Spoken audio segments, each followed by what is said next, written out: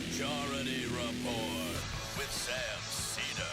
It's time to look in the mirror, America. Do you like what you see? I keep referring to Obama as the magic Negro. Do you like what you see now? Well, suck on this. It's just a mirror, America. Shared sacrifice by everybody. What could it do to you except reflect your image? I did nothing wrong at the Minneapolis airport. The Majority Report. Far more credible to me than PBS and Frontline. The Majority Report with Sam Seder. Ever get the feeling you've been cheated?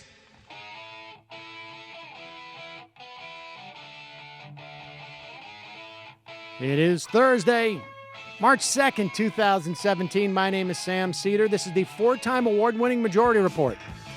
We are broadcasting live steps from the industrially ravaged Gowanus Canal in the heartland of America, downtown Brooklyn, USA. On the program today, Rebecca Given, Associate Professor, the Department of Labor Studies and Employment Relations at Rutgers University, on labor's power in an era of privatization. Meanwhile, Jeff Sessions. It appears he lied in confirmation hearings about Russian contacts. Shocking. Hello, Mr. Ambassador. How are you today? Well, See, I belong to a certain secret society.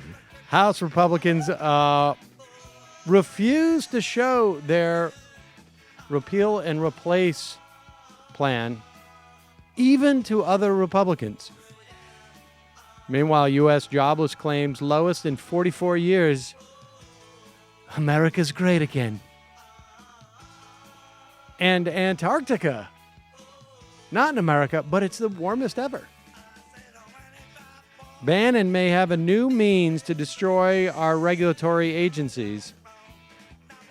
And the Justice Department no longer will argue that the Texas voter ID law is discriminatory.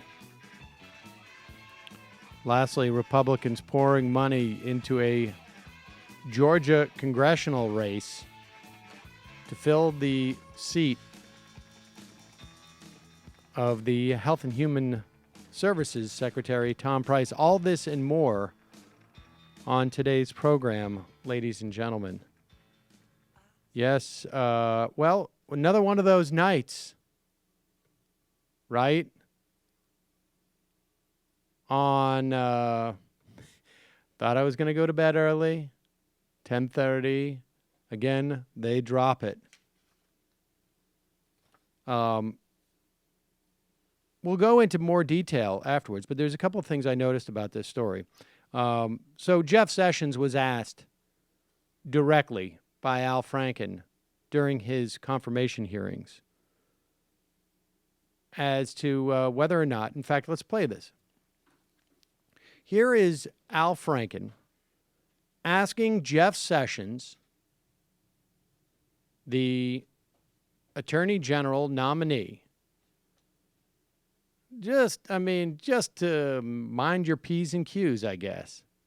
Have you ever had any contact with the Russians during the course of this campaign? Now, what's interesting about this is, I don't know what day. Do you know what day this took place, Matt? January 10th. This is January 10th? Because following this, there were written questions that Patrick Leahy sent to Jeff Sessions. Now, there's a couple of things that's interesting about this, but here is Senator Al Franken asking his colleague, Jefferson Beauregard Sessions, just to make sure that we're doing our due diligence. You didn't ever talk to the Russians about during the campaign, did you? Okay. CNN has just published a story, and I'm telling you this about a news story that's just been published. I'm not expecting you to know whether or not it's true or not, but CNN just published a story alleging that the intelligence community provided documents to the president-elect last week that included information that, quote, Russian operatives claimed to have compromising personal and financial information about Mr. Trump. These documents also allegedly stated, quote, there was a continuing exchange of information during the campaign between Trump surrogates and intermediaries for the Russian government. Now, again, I'm telling you this as it's coming out, so, you know. But if it's true, it's obviously extremely serious. And if there is any evidence that anyone affiliated with the Trump campaign communicated with the Russian government in the course of this campaign, what will you do? Senator Franken, I'm not aware of any of those activities. I have been called a surrogate at a time or two in that campaign, and I did not have communications with the Russians, and I'm unable to comment on it. Very well.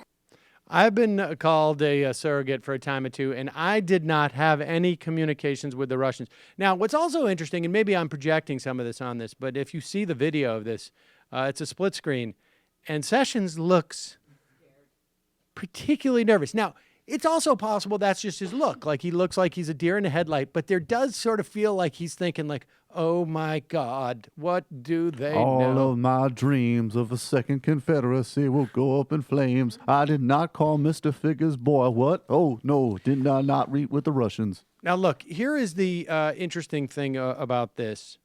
Well, there's other interesting things about it. But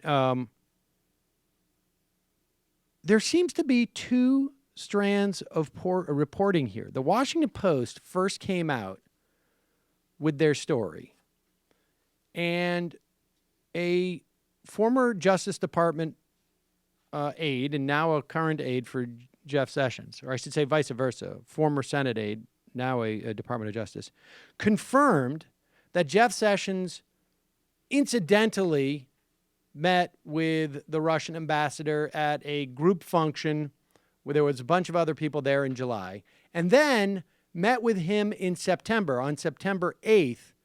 The September 8th part comes actually from a Politico piece. But the Washington Post says September, that they met in Jeff Sessions' office. The Wall Street Journal says that there was a phone call. Now, that would make for 3 contacts. And the reason why, now it's quite possible the Wall Street Journal just got it wrong, that what they are attributing to a phone call is actually the meeting in the senator's office. Now, the reason why the phone call thing is important, it seems to me, because subsequent to this exchange, Patrick Leahy wrote a written question to Jeff Sessions. And the question was, quote, several of the president-elect's nominees or senior advisors have Russian ties. Have you been in contact with anyone connected to any part of the Russian government about the 2016 election, either before or after Election Day? Sessions responded with one word, no. Now, this is not a very smart question for Patrick Leahy to ask. It really should have been a 2-part question, right? Have you been in contact with anyone connected to any part of the Russian government, either before or after Election Day, would be question 1. And then question 2 would be, if so, was it in regards to the 2016 election? But by making it specific to the 2016 election, Sessions has a deniability. I met, and his argument now is I met as a senator with the ambassador, even though there was really no reason I can think of as to why I would have met with him in my office. It was probably just to get some vodka. Just spitballing ideas. But here's the point. This is a bad question by Leahy, unless Leahy, subsequent to that story in CNN that came out, and subsequent to those hearings, got wind that there was actually a transcript, because foreign ambassadors their phones almost by just their very nature are tapped, and knows what the content of that conversation was, or at least has a vague notion of it, and was asking an even more specific question so that subsequently there would be a problem with his response. I don't know. I don't know if the Wall Street Journal reporting was just sort of wrong and it wasn't a phone call. I think we'll have a better sense in the coming days. I don't know. But it's just one thing I thought you should note. Now, we'll talk more about this later in the program because we have clips of Jeff Sessions talking about in the past how important it is for our elected officials to be truthful. Rule of law. Definition of is. The definition of it, we ain't in some postmodern morass where the president lies to the republic. Fellatio. And donkeys use my water fountains. What? Excuse me? Maybe I shouldn't have said that. Fellatio. Fellatio is fallacious. And so we have clips on that. We'll talk more about this. But it's just good Alabama boy who won't protect his country, values, and tradition. What's interesting is that Jeff Sessions was not one of those guys. I mean, look, just for a moment. Now, at the time, Jeff Sessions was sitting on Donald Trump's Foreign Advisory Committee. Jeff Sessions has a history of a disposition towards Russia, which I think is probably was on the belligerent end of the spectrum. So for some reason, I mean, there's really only two narratives here, right? One narrative is the Trump administration entered in, and maybe it didn't come from Donald Trump. This is a very, I think, charitable reading. Came in with the foreign policy objective of forging a stronger alliance with Russia, building better relations with Russia. And I think there's a very strong argument that that's a smart thing to do. But put that aside for a moment. Jeff Sessions would not be the guy that you would naturally go to when you wanted to do that as a foreign policy guy, right? I mean... Let me give you two words, Mr. What is that? Seder, if you will. Well, Seder is actually the Russian mob guy who was a special advisor for Trump. I think you'll find that he had a rather different heritage. But anyways, being as that may, two words, Rosneft and purity. And so Sessions, I don't know. Seems to me that if you're Jeff Sessions and you've had what is a fairly unique meeting with the Russian ambassador in your office, as a part of a committee, you're not the chair of this committee. You're just one of the members of the committee. No one else on the committee thought in September, all this stuff we're doing with Russia requires me to meet with the ambassador. In fact, none of them met with him in 2016. You would just think that you would remember, like maybe Alabama's shipping rice. Hey, Bodagorsky, I remember you say, I never call him boy. It's for the moment. It could have been just like... You are from Ku Klux of Klans. I know this. You just want help make America be pure and clean. We'll say this. How many points you want that Rosneft deal? I will say this, that if you're the Russian ambassador, there's really only two places that you could probably meet with someone and be assured that you're not being wiretapped.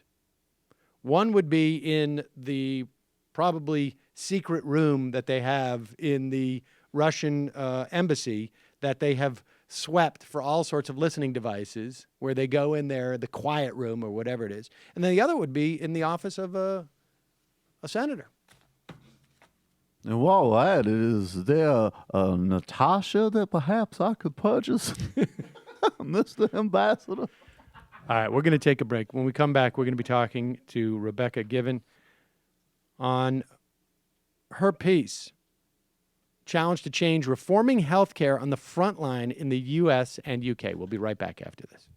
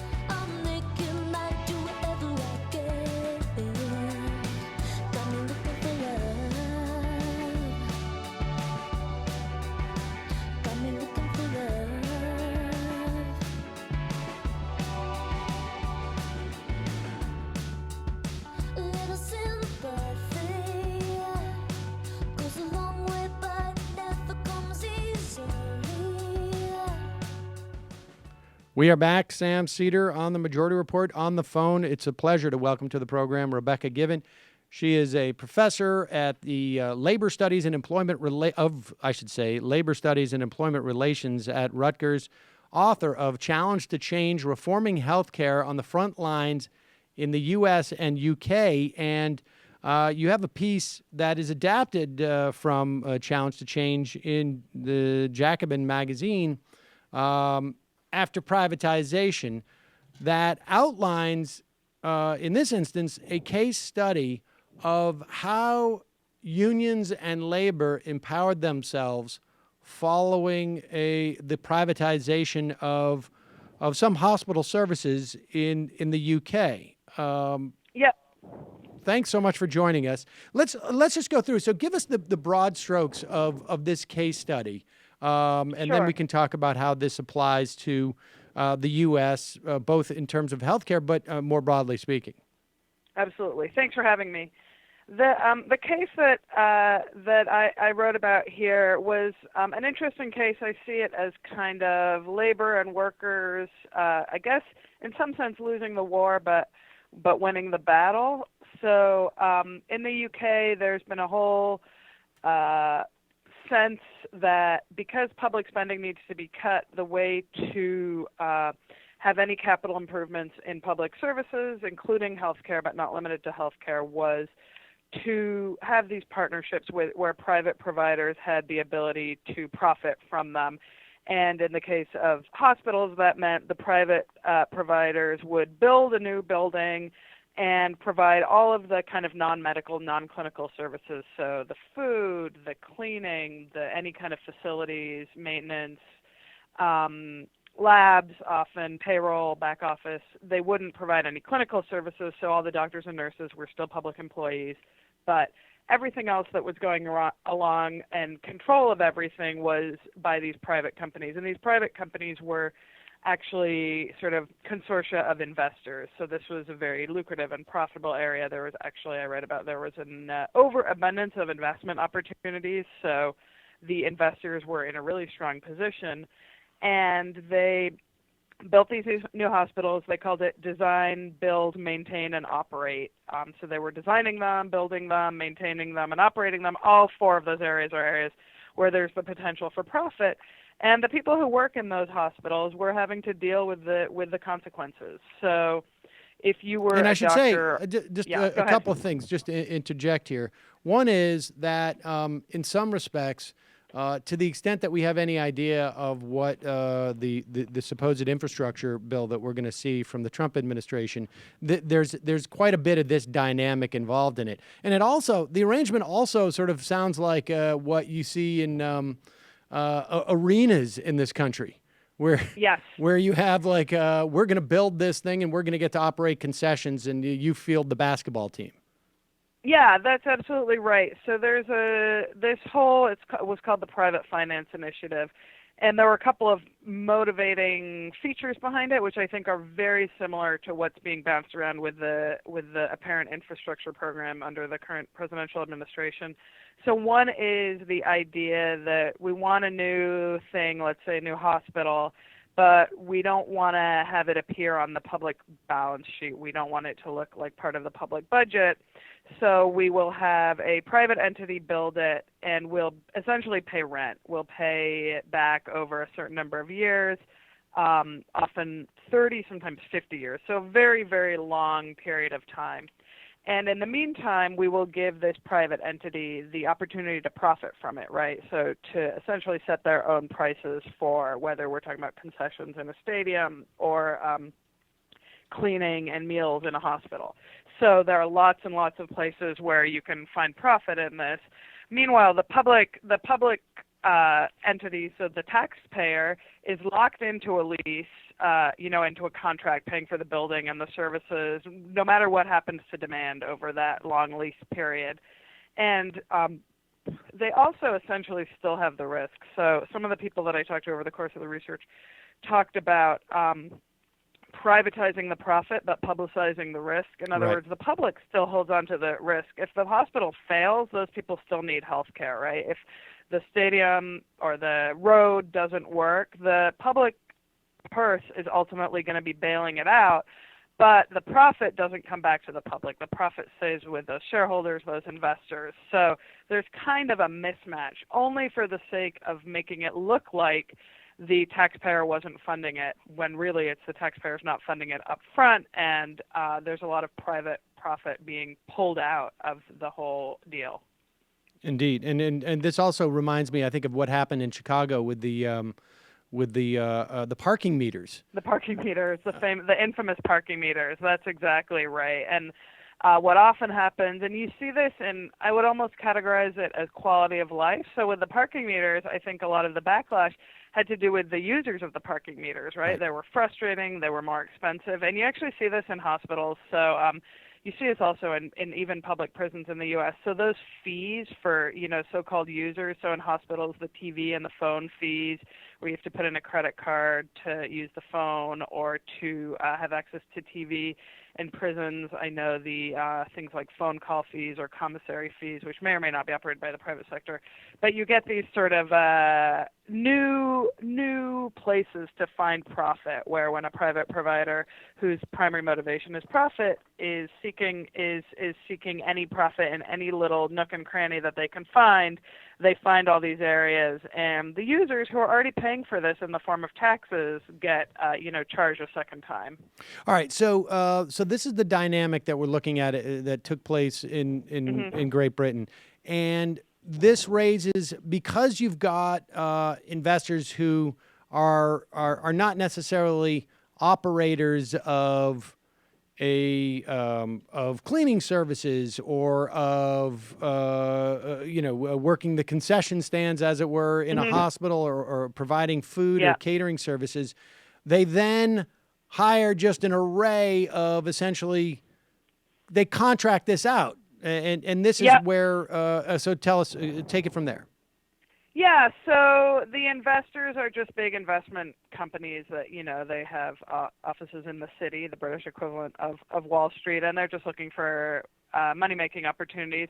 And they partner with some of the actually same companies that are really global conglomerates now. So it could be a Sodexo or an ISS. Those are big companies that Sodexo people are familiar with from food. ISS is kind of general hospital support services and cleaning services, not in hospitals.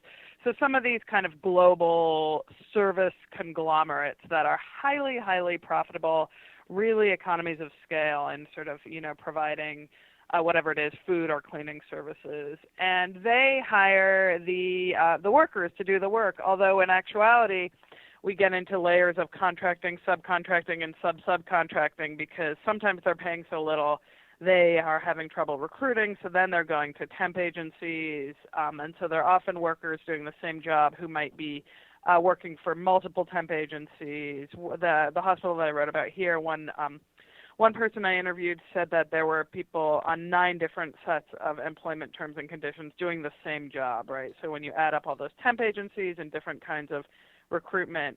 And these employers, not only are the workers not getting the stability and the pay of the public employment, they were potentially getting, much worse terms and conditions. You see over time in the account that I write that they were actually able to push back in pretty significant ways.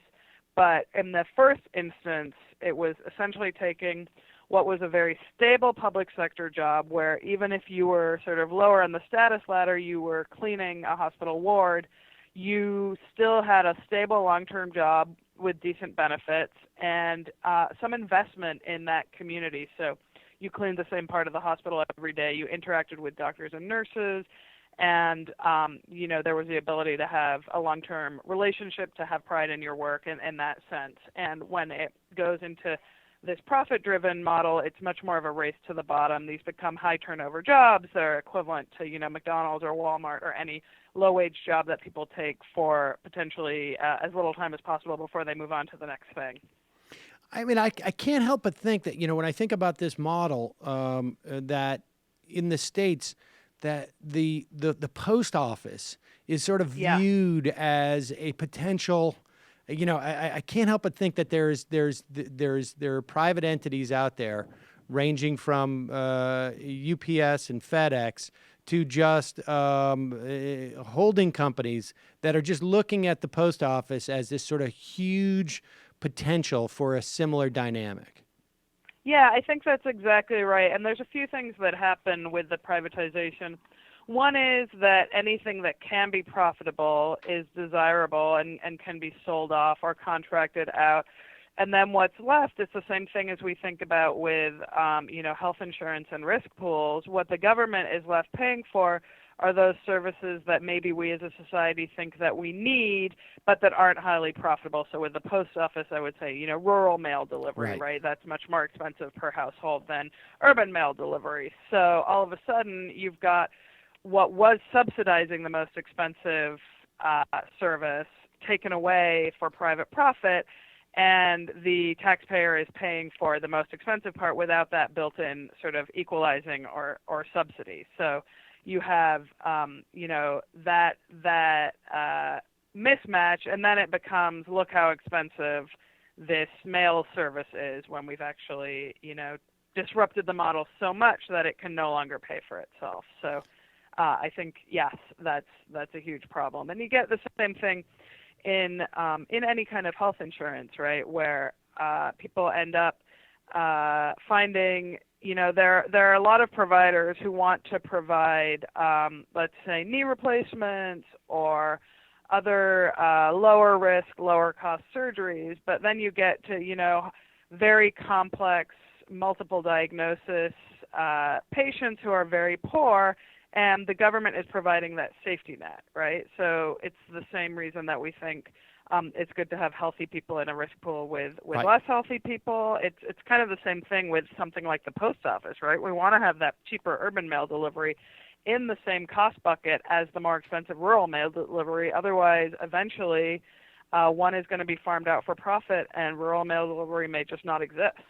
So, all right. So, how does labor in this situation? I mean, and if there's, if you can give us like maybe a broad strokes case study in this country, Yeah. where you see frontline workers who have the ability, and I think at one point you described it as being sort of rather than top down, it is the sort of the frontline workers creating the policies. By the nature of the way that they're, I guess, approaching their work and approaching their relationship with management. Yeah, so I'll give one example. It's a little outside of privatization, but I write about it in the book, and I really think it shows how the frontline workers can kind of take that workplace power, build it up, and use it to change policy. So this is, again, not a privatization case, but a cost-cutting case. So in San Francisco General Hospital was kind of the epicenter of HIV and AIDS and treating patients. And I write about a nurse by the name of Lorraine Thibault. She was a nurse. She was a member of SCIU. And in San Francisco General Hospital, there were a number of horrible needle stick injuries, including a nurse who contracted HIV and died because of a needle stick injury, right? And it's pretty clear, you don't have to have any expertise to understand that should never happen, right? There should never be a workplace injury like that. But what the nurses at the hospital realized was that safety needles were available. So if you think about going to the hospital and getting blood taken or shot, there are the needles where the pointed part of the needle actually retracts. So those are considered safety needles. And they have existed for a couple decades, and they're more expensive than the kind of old-fashioned type of needle. They cost maybe 50 cents more. And the nurses in that hospital said, you know what, we just had a nurse die because you were too cheap to buy safety needles. So they brought a grievance under their collective bargaining agreement, and they won. So then they had safety needles in their hospital, and that was great. But they said, you know what, we want to secure this. So the next time bargaining came around, they put it in their collective bargaining agreement, and that was great. And they started talking to the other nurses in other hospitals nearby, and they started getting it in their collective bargaining agreement. But then they kind of said, well, not every hospital has unionized nurses, so let's think about how to protect our sisters and brothers in other hospitals. So this was all happening in California. They went to the state legislature and they said, let's pass legislation around safety needles. And they got it passed so that it was at every hospital. And then eventually, although it took a lot of back and forth, they got an improvement to the OSHA standard on the federal level, so that federally it was around. And for me, that's a story of, that frontline power. So not only did they have a union, but they were able to use the grievance procedure to say, you know what, yes, we understand that you're going to be interested, and this was a public hospital, but you're going to be interested in saving money, but that is not enough. This is, and a worker safety issue is also a patient safety issue, right? If nurses are getting injured on the job, then they're not on the job. It's harder to keep numbers of staff at work. There's a greater chance of people leaving the job, and the experienced nurses aren't there. So that's a problem not just for the injured or sick nurses, but for the patients as well. And so we sort of see the workplace power of having a grievance procedure and being empowered to use it, and having a collective bargaining agreement creates a better workplace there. And then that expertise, that ability to go before, Lorraine Thibault testified before Congress and said, this is the situation. I've had coworkers die because of this. This is why it needs to change. I'm using my frontline experience and my frontline knowledge to demonstrate this to you, and you ought to respect that and not listen to, let's say, accountants or bureaucrats or whatever sort of insulting category you want to use, but listen to the people that are actually in the trenches at the coalface. And so, okay, there's a couple of things that strike me. I mean, one being that this is almost like exactly the type of regulation you would anticipate will be rolled back under a Trump administration. I mean, this is the classic example of the federal government forcing hospitals to spend money on stuff that they are better suited to make a determination as whether or not it's necessary. But aside from that danger, so is there are there examples of ways in which labor can enforce those type of things in the absence of codifying it in terms of regulation? Also, are there examples where, I mean, because the grievance process, right? Like, this is an example of something that seems like a slam dunk question, right? I mean, someone died. Yes. And it shouldn't be difficult. Someone died, and there's a clear fix. There's something you can do to make it never happen again. This looks like the low-hanging fruit. And you also had a sort of a perfect, maybe it's just perfect in retrospect as you tell the story, but you had a sort of a tiered, an ascending tier of sort of like goals, which then could be leveraged, right? First, it's the grievance on a union level, and then you could parlay that, and then parlay that, and parlay that up into the federal level, OSHA. What happens when you don't have both that low-hanging fruit question of worker safety, and also not as, I think, as a stepped process? Yeah, well, I mean, one of the things is that what we see now in terms of worker organizing is both, for sake of shorthand, I'll say traditional organizing, where workers are organizing to have official union recognition and getting a collective bargaining agreement, but we also see a lot of non-traditional organizing, right? So let's say protests around wage theft, right, where you're not actually seeking a union, you're seeking particular redress around a particular issue that happened, right? And so what we see is actually, if you can build workplace power, which, I'm kind of a believer that you have to do it the old-fashioned way with, a lot of organizing, a lot of listening and talking, you actually have a number of avenues, because you can sit at the bargaining table, and in the U.S. we have a lot of rules about what you can bargain over, what you can't bargain over, although you might do it unofficially. But we also have a lot of avenues for putting pressure on employers, whether anything from sort of informal worker action to, leverage in the media or with elected officials. So, a lot of what happens in sort of jump-starting some fixes in the workplace is that workers start to organize and talk to each other, but then they go to either the media or an elected official and say, this is what's happening. What can we do about it, right? And we see the more optimistic view, and I'm not trying to suggest that we're in a wonderful time for workers' rights. But the more optimistic view is that by having all of these paths, you can deploy many strategies at one time, right? And you can get to a place where, in some cases, you can formally organize a union and you can sit at the bargaining table and negotiate a very strong collective bargaining agreement. And in other places, you're going to be, flyering the customers or the service users, or you're going to be, trying to get religious leaders or the mayor of a city to speak out on your side. So what we see is these large number of strategies and tactics that are available to improve working conditions. And when we're talking about the public service, we're talking about working conditions. We're almost always talking about the quality of the service that's available, right? So if it's a hospital, if it's postal delivery, if it's roads, the working conditions are always very, very closely tied to the service quality itself, which is, something that's for usually everyone.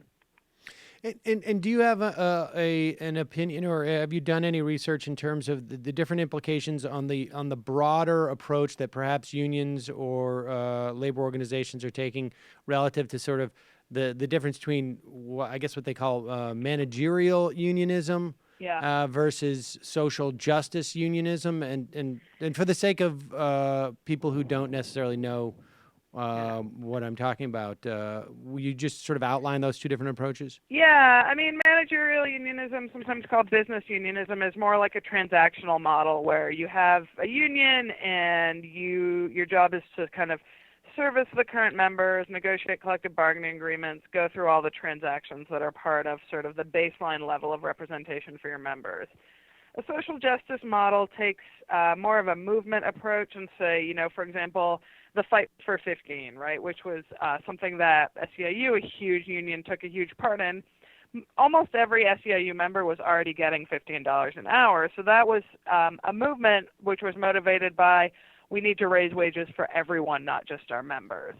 And I would say sort of not exactly choosing one of those categories or another, but I would say really a workplace-based unionism is where we can build power, where we can see workers kind of taking the strength in their own hands and saying, you know what, we are laboring every day, and we can turn that work into something that can improve the service that we're providing, the work that we're doing. So, for example, that more transactional unionism, it's often dependent on a few leaders, some would call them union bureaucrats, having a particular kind of ongoing relationship with management.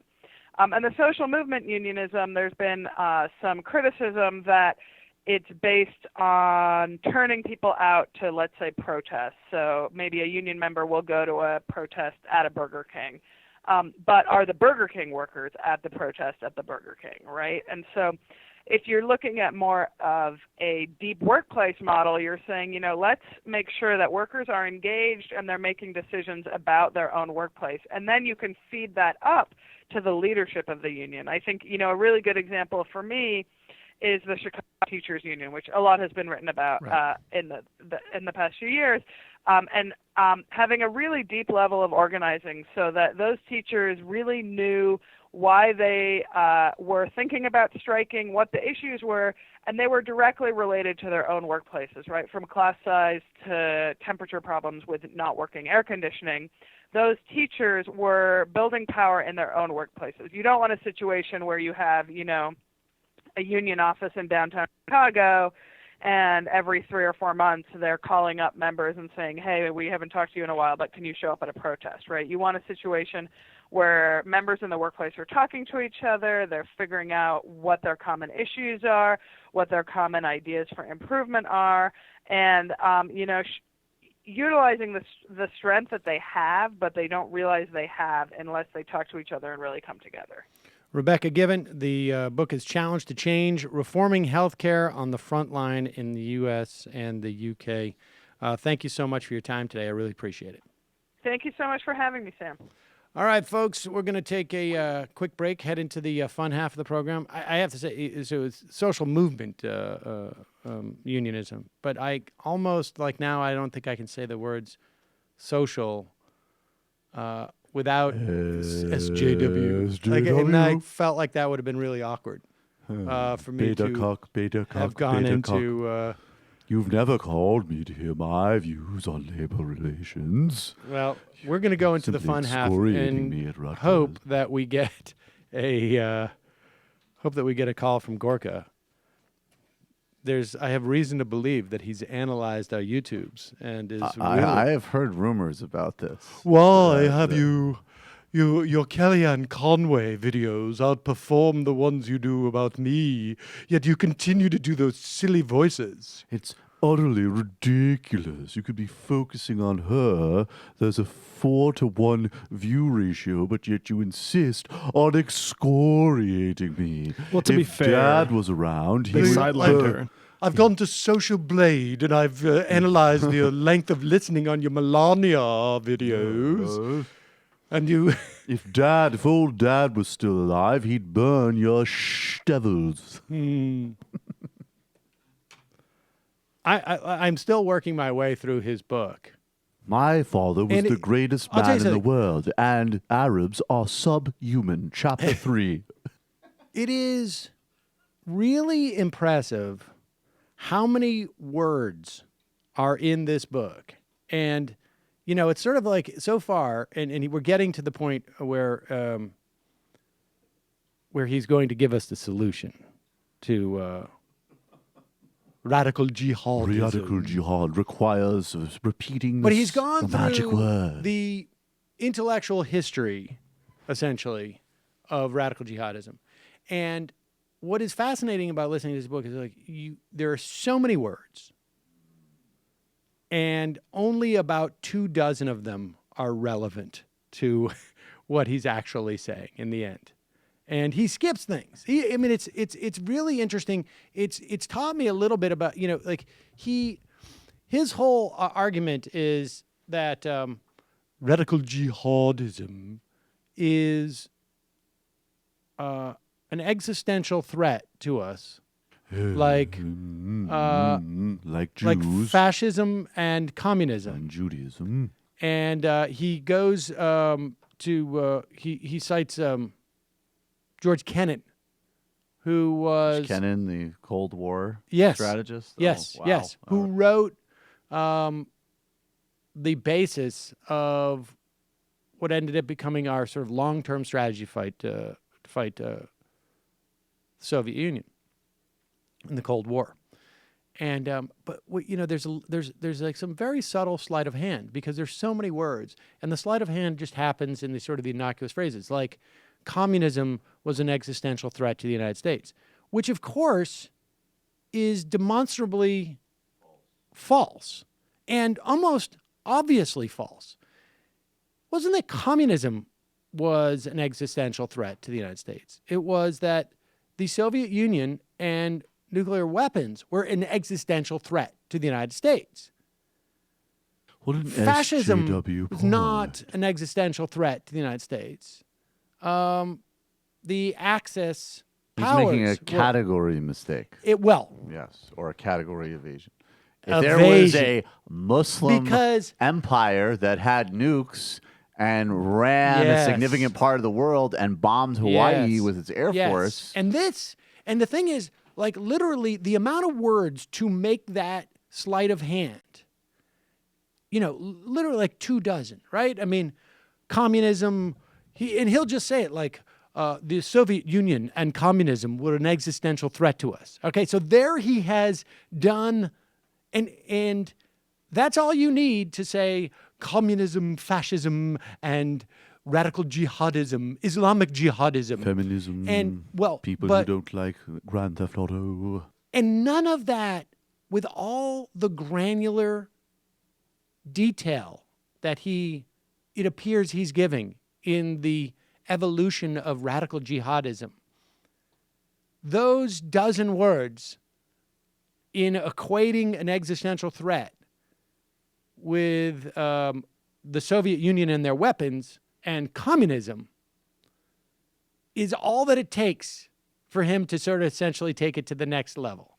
Oh, and these people, and what's even in a certain way, that's actually less delusional than people who explicitly talk about Iran as if it was the equivalent of those things, which is what some of these people do. So if you read that Mike Flynn article in the New Yorker that came out, there's two reasons why he became so insane about Iran. And one's kind of understandable, which is that he was a general in Iraq and Iranians helped kill a lot of soldiers there. So there's personal animus, which makes sense. And the other part is he fell under the spell of this guy named Michael Ledeen. Well, yes, Ledeen was one of the total big neocon, but specifically with Iran. Department of... Yes, but Ledeen is a guy who thinks that Iran is responsible for, like, is connected with Al-Qaeda. He's that type of guy. He's a lunatic. And some of them actually try to make Iran literally be positioned as, like, the strategic equivalent of the Soviet Union, which is incredible. All right. Well, but I will give you all a greater report when I get to the heart of the argument. Kennan wrote this letter. I can't remember what it was called now. The letter I think it was the Kennan letter, right? Yes, the Kennan letter. Well, it's his in yes. your face. He's writing the Gorka letter. The Gorka dispatch. I'm writing the George Kennan letter of this age. If you look at my PhD thesis from the Denny's Culinary Institute signed in Geostrategic Geo-Landmass Counter-Terror Strategies. Signed Dr. G. Dr. G. Best regards. The Kennan letter, Dr. part G. 2. All right. You'll see the strategy.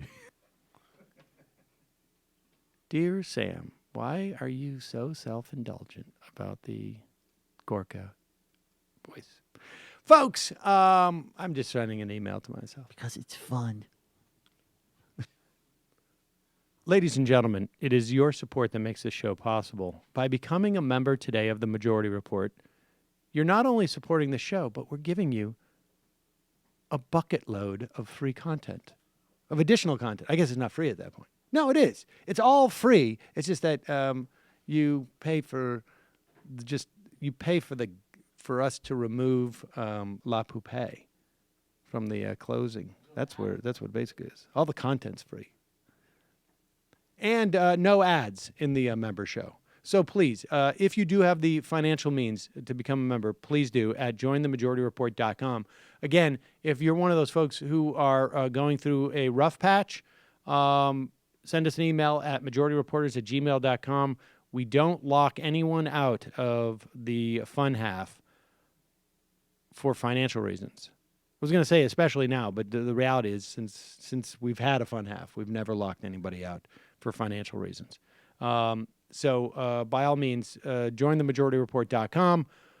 If you buy crap from Amazon or from Jet, and Jet has that triple 15 thing, the first 3 purchases, you get 15% off. You can go to majorityreportkickback.com, click on the link, bookmark it, click on either the Jet link or the Amazon link. Use that as your Jet or Amazon link, bookmark it, buy your crap from there, and we get a kickback. Also, don't forget, April 8th at the Bell House in Brooklyn. I remembered it. I think it's like a Bell House NYC, right? .com? I'm not sure. We've got a link at the front page of majority.fm. What? You can go to NYC Podfest. Or go to NYC Pod. Yeah, it's part of the New York Podfest. And it's got quite a lineup this year. Yeah, there is, I want to say Jeremy Scahill. That's not who's in charge of it. His name is Jeremy. It would be very weird. Scahill. His name is Jeremy, and he is a young person who has created this whole thing, and it's really scaling up, and he's done a great job. Totally scaling up. Well, shut up, Sam. Matt Taibbi and Janine Garofalo will be joining us for that program. So if you want to join us, I think there's still a few seats left.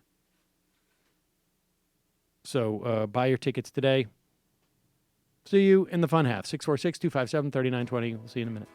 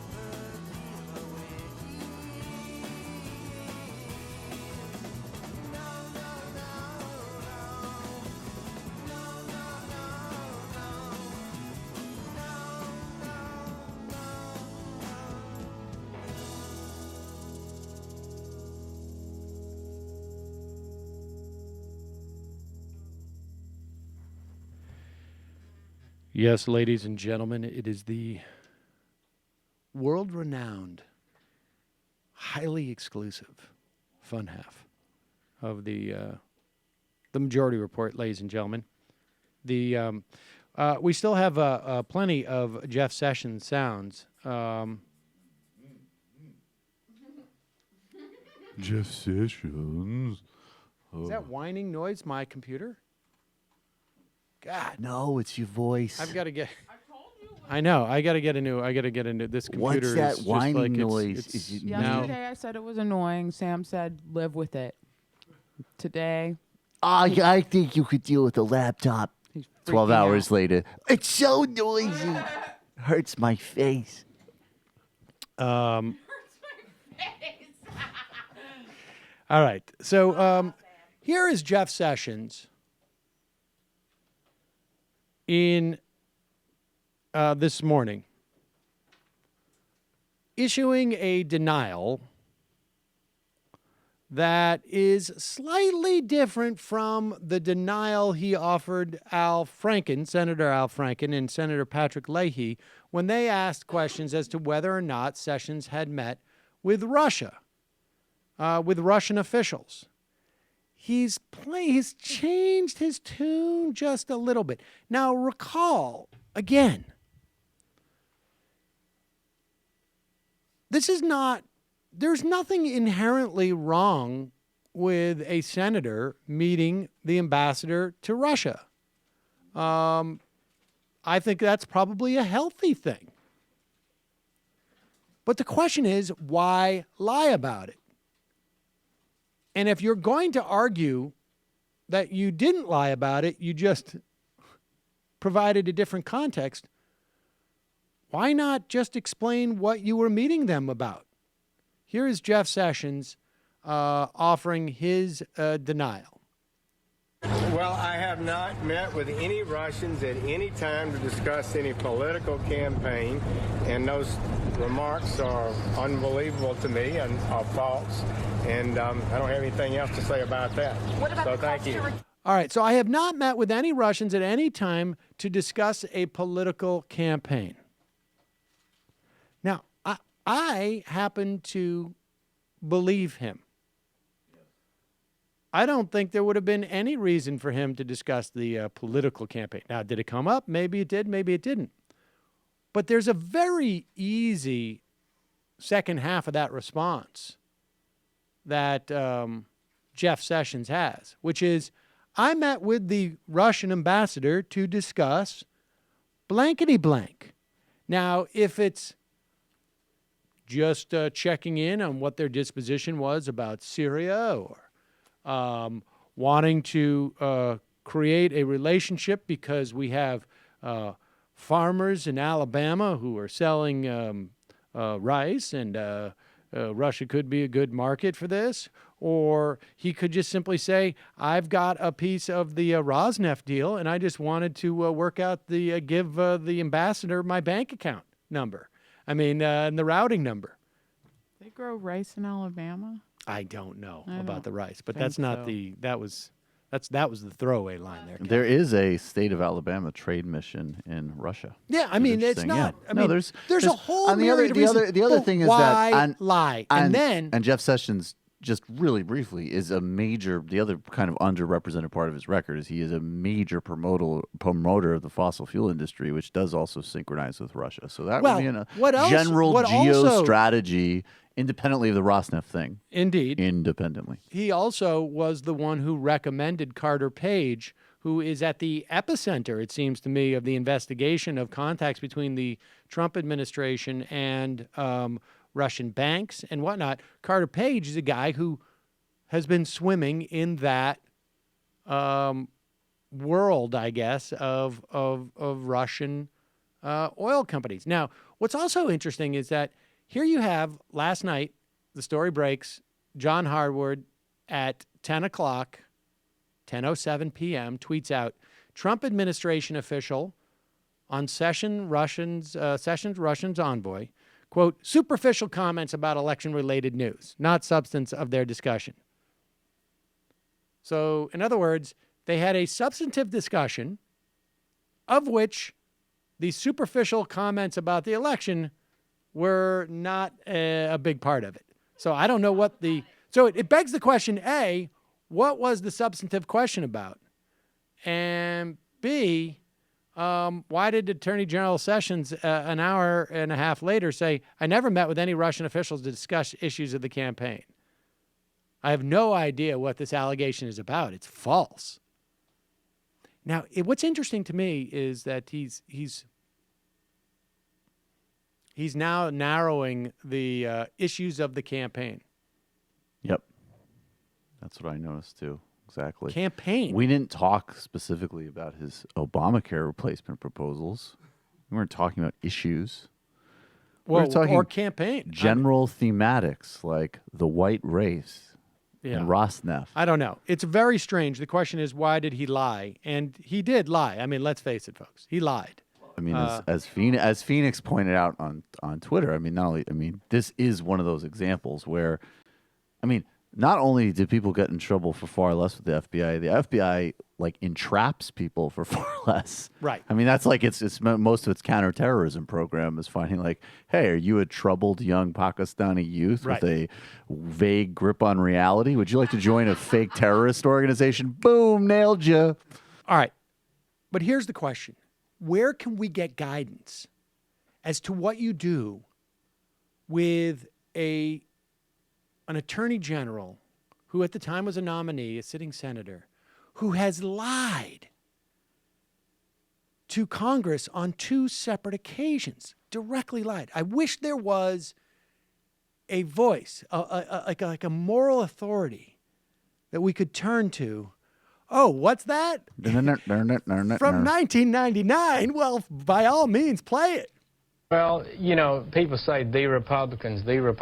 People see things differently than just what party you belong to.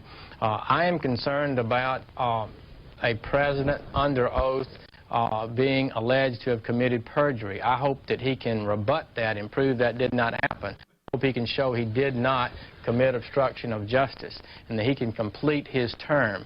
But there are serious allegations that occurred. And in America, and Supreme Court and the American people believe no one is above the law.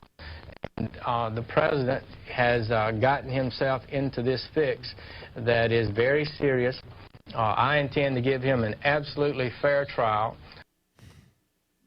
There you go. I just hate Bill Clinton so much. It's not enough that Let me just point out what that is. That's Jeff Sessions, obviously, on C-SPAN in 1990, was it 9, I think, talking about the impeachment hearings, I guess, that were the trial that would take place in the Senate over Bill Clinton in a deposition answering the question, did you have sexual or did you have sex or what was it?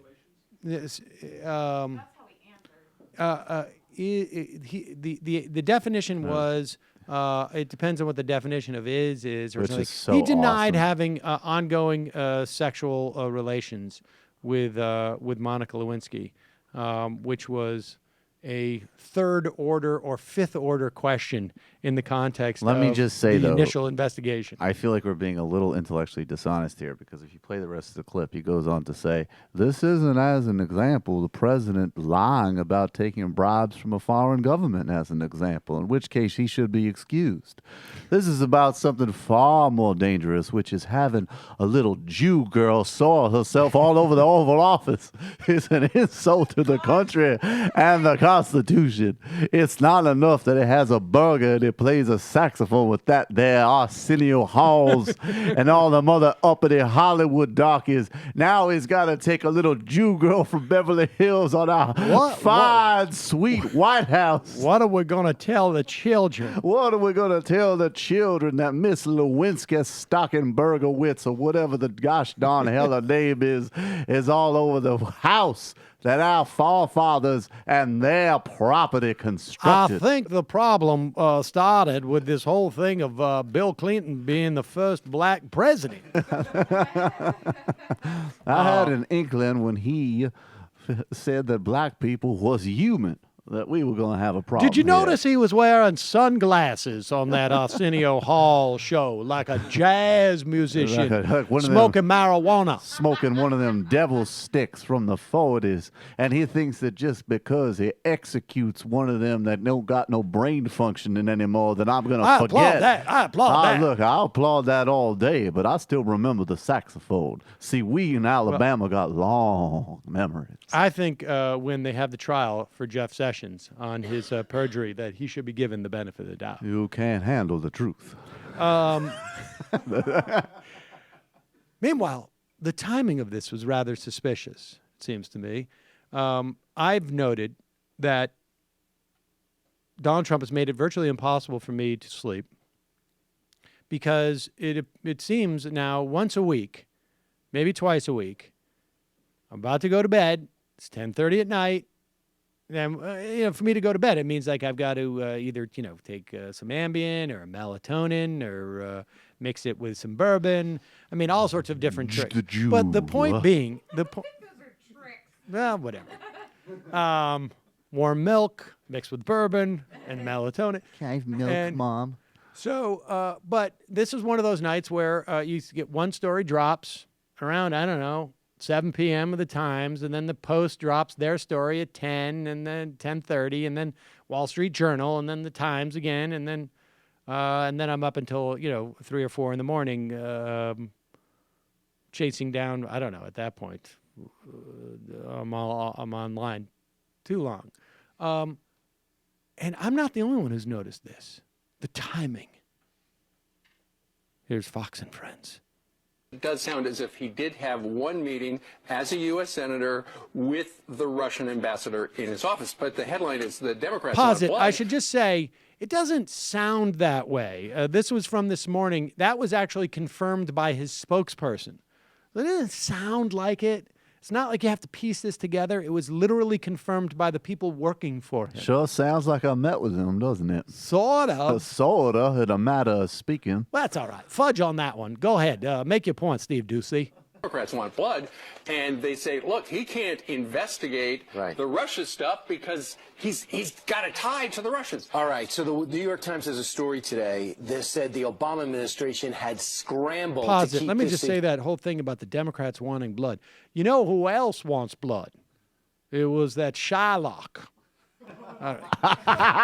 Said the Obama administration had scrambled to keep this so-called intelligence together and keep it from the Trump administration in order to, I guess, a lot of people feel, make sure that they can. Now, first off, what's this guy's name? Kilmeade. He is the candidate for dumbest person on planet Earth. Well, but no, I'll tell you what's clever about this is that he knows, Kilmeade knows that the percentage of his audience that will read past a headline, even if it's on foxnews.com, is almost immeasurable. The percentage of people who will read past a headline on this story that he's talking about in the New York Times, that watch this, that don't hate watch it like we do, I think is probably, it may be in negative territory. And the fact is, there's not a single word in that New York Times piece that suggests this was an attempt to hide the intelligence information from the Trump administration. What happened in that story, as outlined, was that the Obama administration was afraid that this intelligence would be quashed by incoming Trump officials. Let's say, like, I don't know, the head of the Department of Justice. Lord, It's fascinating what they did here.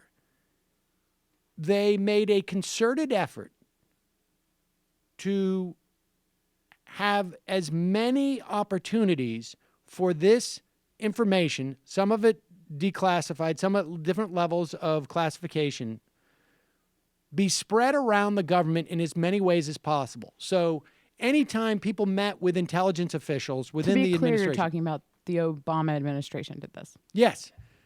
In the days leading up to the inauguration, anytime anybody was meeting with intelligence officials, they would ask them broad questions about this so that this could be recorded within the context of that. They did this at the State Department. They did this across, they did it with other agencies so that this information could reside in as many places throughout the government as one could legally with information at these various levels of classification. There's not one word in that story that suggests they were trying to hide this intel from the Trump administration. But I'm nitpicking.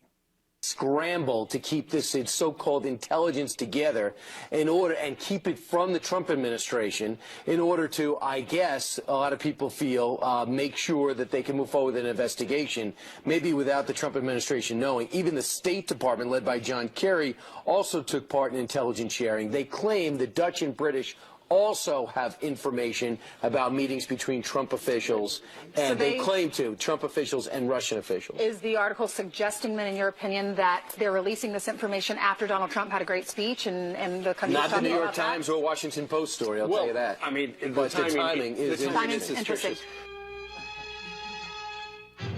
Yes. Well, they could have released this, I guess when they release this information about the Flynn thing, or a week from now when they release the information about whoever else it's going to be. Right.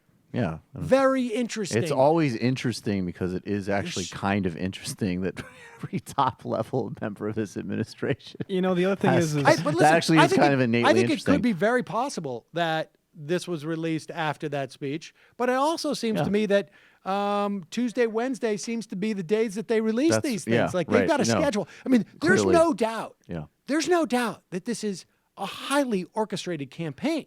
I mean, there's no doubt about it. These guys are professionals. And again, you know, I returned to what I had a conversation, and I think it's going to be on our YouTube channel because sometimes we put some Ring of Fire content up there with Mike Papantonio about this. We got into a little bit of a I don't want to say an argument, but we had different positions on this.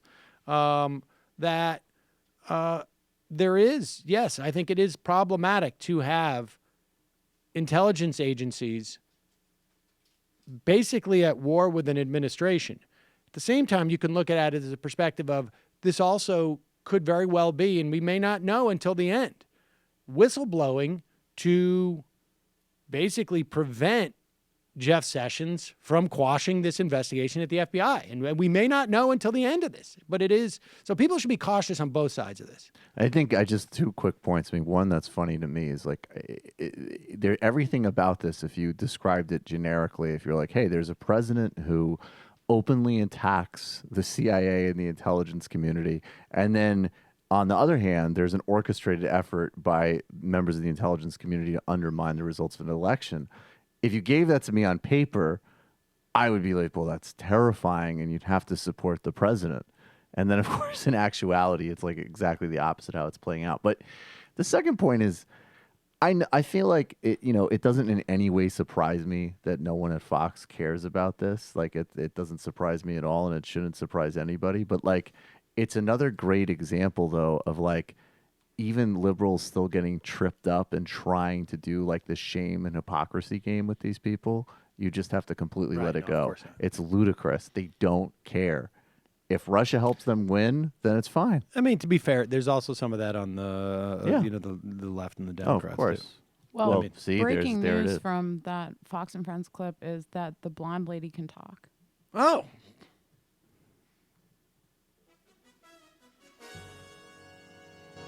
Is that the first time we've ever heard her talk? Yes, and it's at least the 5th clip. Wow.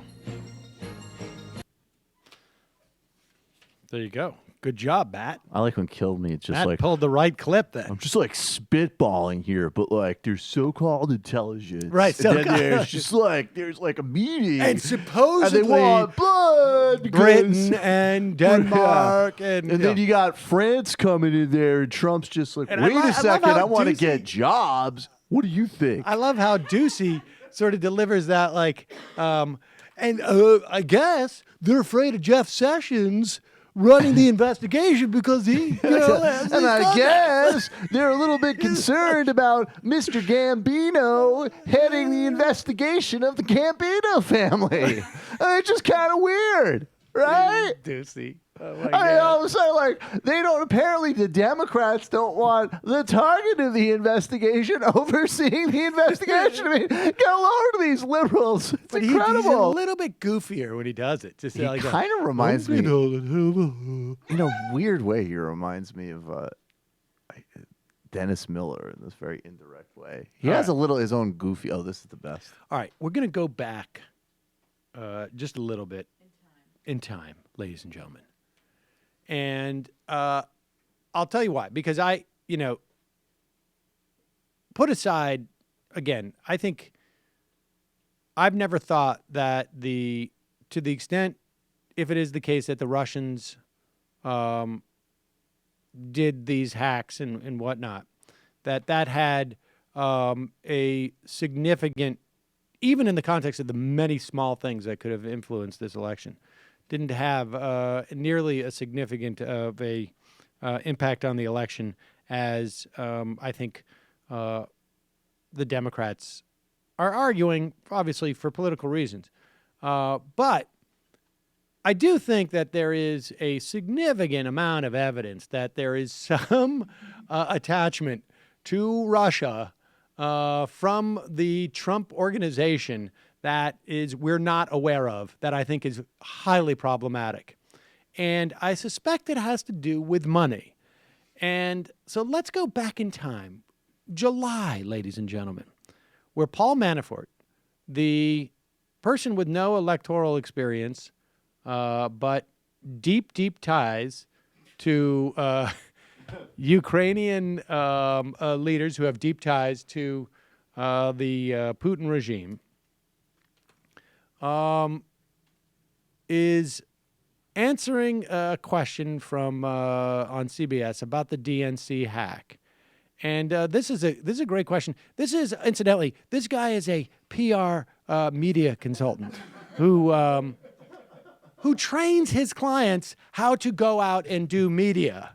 So this is not the first time he's been on television, and it's also, they did not, ambush this guy as he's eating breakfast in his kitchen at his home. He's actually in a studio wearing a suit and tie, aware that he's on TV. Here it is.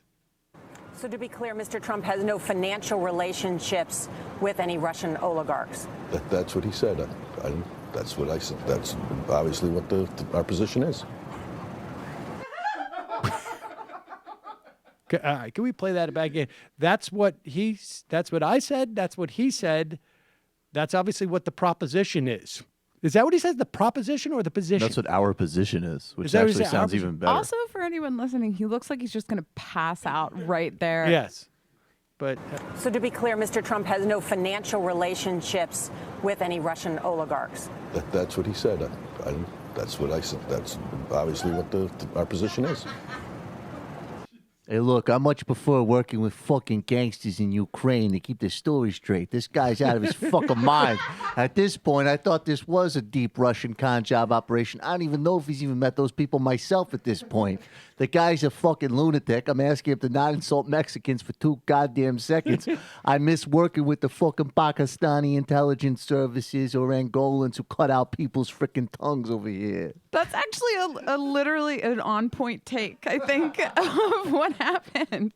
Yeah, he's I just thought like, this was a Russian black job operation and they had bribes. I don't even know if he knows the fucking Russians. And the sexual harassment. I mean, my God, I like grabbing a broad as much as everybody else, but is there any fucking decency? This guy's got a daughter, and sure, Maron, she's a total piece of ass, but maybe it humanizes you a little fucking bit. Those guys in Ukraine, they give you a fucking $10 million envelope. They throw some acid in a reporter's face, bada bing, bada boom, they're on message. This guy's fucking unstable. Meanwhile, Nancy Pelosi was just one of the Democratic leaders that came out and called for Jeff Sessions to resign. I think Al Franken said recusal. I think Chuck Schumer said resign.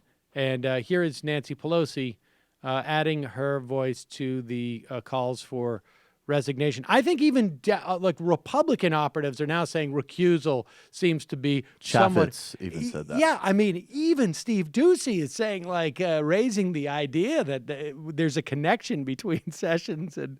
Go ahead. What is the message that sends to the country, to the lawyers in the State Department, to the American Bar Association, which has standards of professional conduct, to the state of Alabama, which has standards for professional conduct for its attorneys. The fact that the Attorney General, the top cop in our country, lied under oath to the American people is grounds for him to resign. There you go. All he wants is make America clean and safe for white peoples again. Why are you so mean to him? You become a lawyer. Remember, they hold you to higher standards. Yes, remember Ku Klux Klans. They want to make America nice and safe for white peoples. Why are you so mean? Fake news. So, especially watching Pelosi give that little speech, it makes me wonder, what is your take on if the whole thing was reversed and Hillary Clinton was president and these things were coming out of her It would be cabinet much worse. Much worse, I think, is an understatement. Oh, my God. Everything would grind to a halt. And why can't we just be mean? No, I'm saying that's what Hillary Clinton was. I mean, she I'll tell would you be something. doing much worse right. things. I mean, but be clear that if the Democrats controlled the House and the Senate when this would happen with Clinton, they would definitely be doing more investigations than the Republicans. There's no doubt about it. Of course. But on the Republican side, even if they didn't control, they would be freaking out. Everyone, Nancy Pelosi's statement is reasonable and logical. And the part about there being standards in Alabama, I'm not sure. That's what I'm saying. I mean, you need to be more of an attack dog. I'm sorry. I'm getting a little bit tired of everyone being such a wimp. Wow. New Antifa Kelly. Yeah, I like that. People need to get beaten. I hear you. What is this one? Democrats are contractually obligated to be pusswats. Oh, okay. All right. So God. I know. I've been saying it forever. Sick of it. Yeah. All right, yeah. It's pathetic. Let's get to that in a minute. Let me do some IMs. Bertolt Met, I was out doing folk dances, praising Gareth Bale and drinking Welsh whiskey yesterday, but in honor of St. David's Day, here's a terrifying fun fact. An iceberg twice the size of Wales has calved from Antarctica. Simru am Baith. Am I right, guys? I don't know what that means, but I would imagine you are correct. Yeah, you can't speak Welsh to me. Joshua Arden. Sam, as a secular Gentile, can you help me understand why any criticism of Israel, no matter what it is based solely on the policies of the governing party, not the country, always brings wide-ranging condemnation? The tone in which you're asking that sounds a little bit Jew-baiting.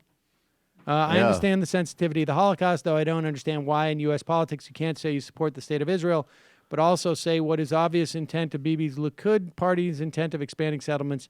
I mean, maybe we should start by not denying the Holocaust. That's disgusting. No, I mean, there is a lot of money from not just conservative Jewry in this country, but there's also there's a huge Christian Zionist movement that is equally supportive of Israel, if not more so.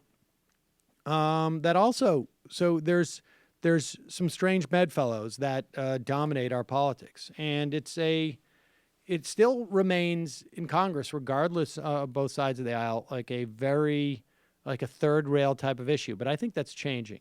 It's changing, and people are incredibly cynical about using anti-Semitism to evade conversation about a sovereign nation state that practices apartheid. Excoriator. I can't take the Gorka voice anymore. What's it going to take to make it stop? Nothing. I never thought I'd long for Michael's natural voice, but this spate of Gorka impressions has done it. Oh, well, you have just earned yourself far more Gorka. Ryan from Ohio. Seb Gorka's voice is what happens when you combine Dr. Smith from Lost in Space, oh yes, with Hedonism Bot from Futurama. Mailman, is it me, or is it just the Republican Party behaving as though they expect to be the only political party to have a governing power now and in the future? I think that this is like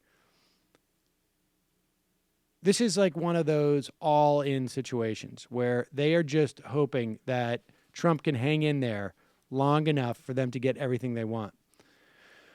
Sad to see you fell for the neocon propaganda on white helmets, Michael, says Joseph Ballin. Oh, God. White helmets. I don't think Murtaza Hussein's a neocon, but I could be wrong.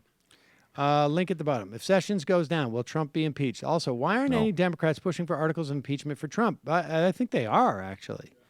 As for Alex Jones, he went from saying there is no left or right wing under GWB, started appealing more towards racists under Obama, but still continued both parties are globalists and shadow government everything. Around the fall of 2015, started supporting Trump after realizing his listeners like Trump and is now pretty much a Rush Limbaugh clone, advocating for police state, NSA spying, corporatism, drones, Patriot Act.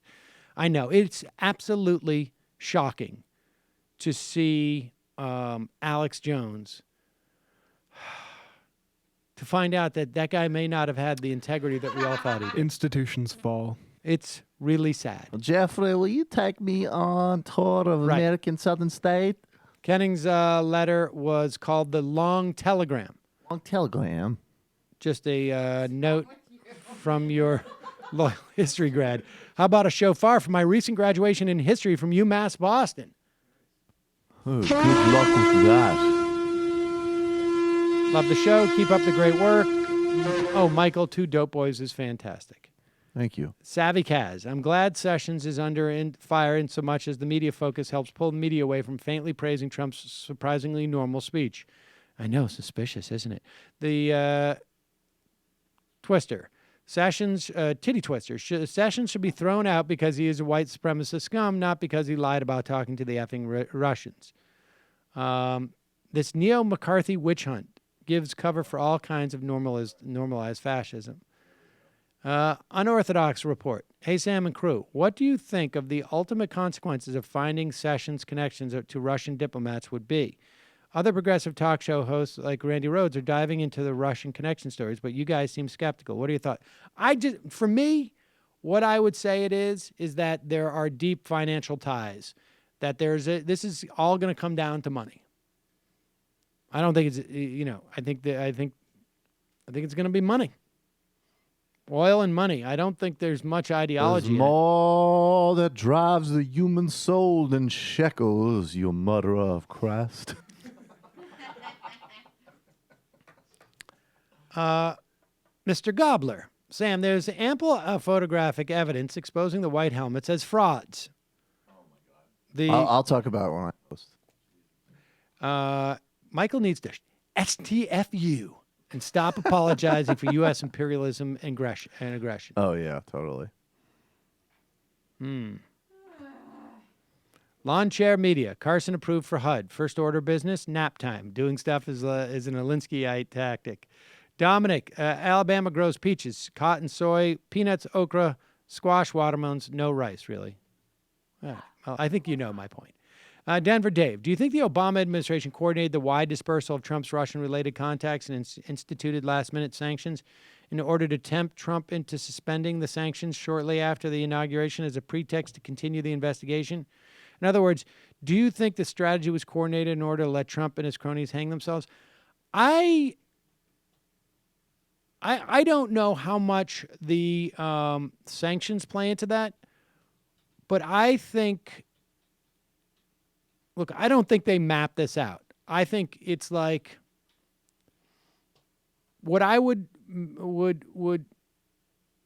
analogize it would be you teach, for instance, okay, Mila plays basketball, junior high girls basketball. The team is not going to use sophisticated plays. Really what it is, you just basically set them up to do some very basic stuff. And then you get them to do that during the game. And I think that's probably what happened here, is that this was seeded in many different places. There was a sense of like, and I think probably in the intelligence committee, in the intelligence organizations, they're far better at mapping this stuff out. But this seems to be a fairly, coordinated in the way they're leaking this out. And it may be because there is not enough. They don't have enough evidence, and they're trying to sort of smoke people out. I don't know. Do you think it's better to keep a neutered AG Sessions in place, thereby hamstringing Trump as the Sessions-Trump relationship is further scrutinized? Or is it better to have Sessions completely gone and to have to watch Trump flail around for a new candidate he can control, or worse, an AG he can't bully? The latter. Chris Lepaco, the term for what's going on with Jeff Sessions' face is called duping delight. It's a micro-expression that indicates the person who is speaking is lying. They try to fight a smile because they're getting away with something. The more you know, says Lepaco. Colin Doucet. Oh, my gosh. Dude. What? Same thing repeated over and over again. Mr. Chairman, I did not lie to you because I cannot lie to a Jew. The clever little minds will always catch the lie, therefore I'm innocent. Do you think if Trump were black, he would have even won the Republican nomination? No. They would have seen him as confirmation that black men are stupid and perverted. And if Obama was white, they would have liked him more. Michael O'Reilly is basically Bob Beckel. I miss that guy. Mandela, we have to be prepared for the huge effing win of Stein Sarandon in 2020. When Susan Sarandon and Jill Stein are unfucking shackled by the DNC establishment, we're going to get taken the fuck down. We need to make sure that we get the white helmets in place to create Al-Qaeda attacks as quickly as possible. You little cuck. What's the likelihood President Bannon calls the guys who carries the football the nuclear negroid? Dolink.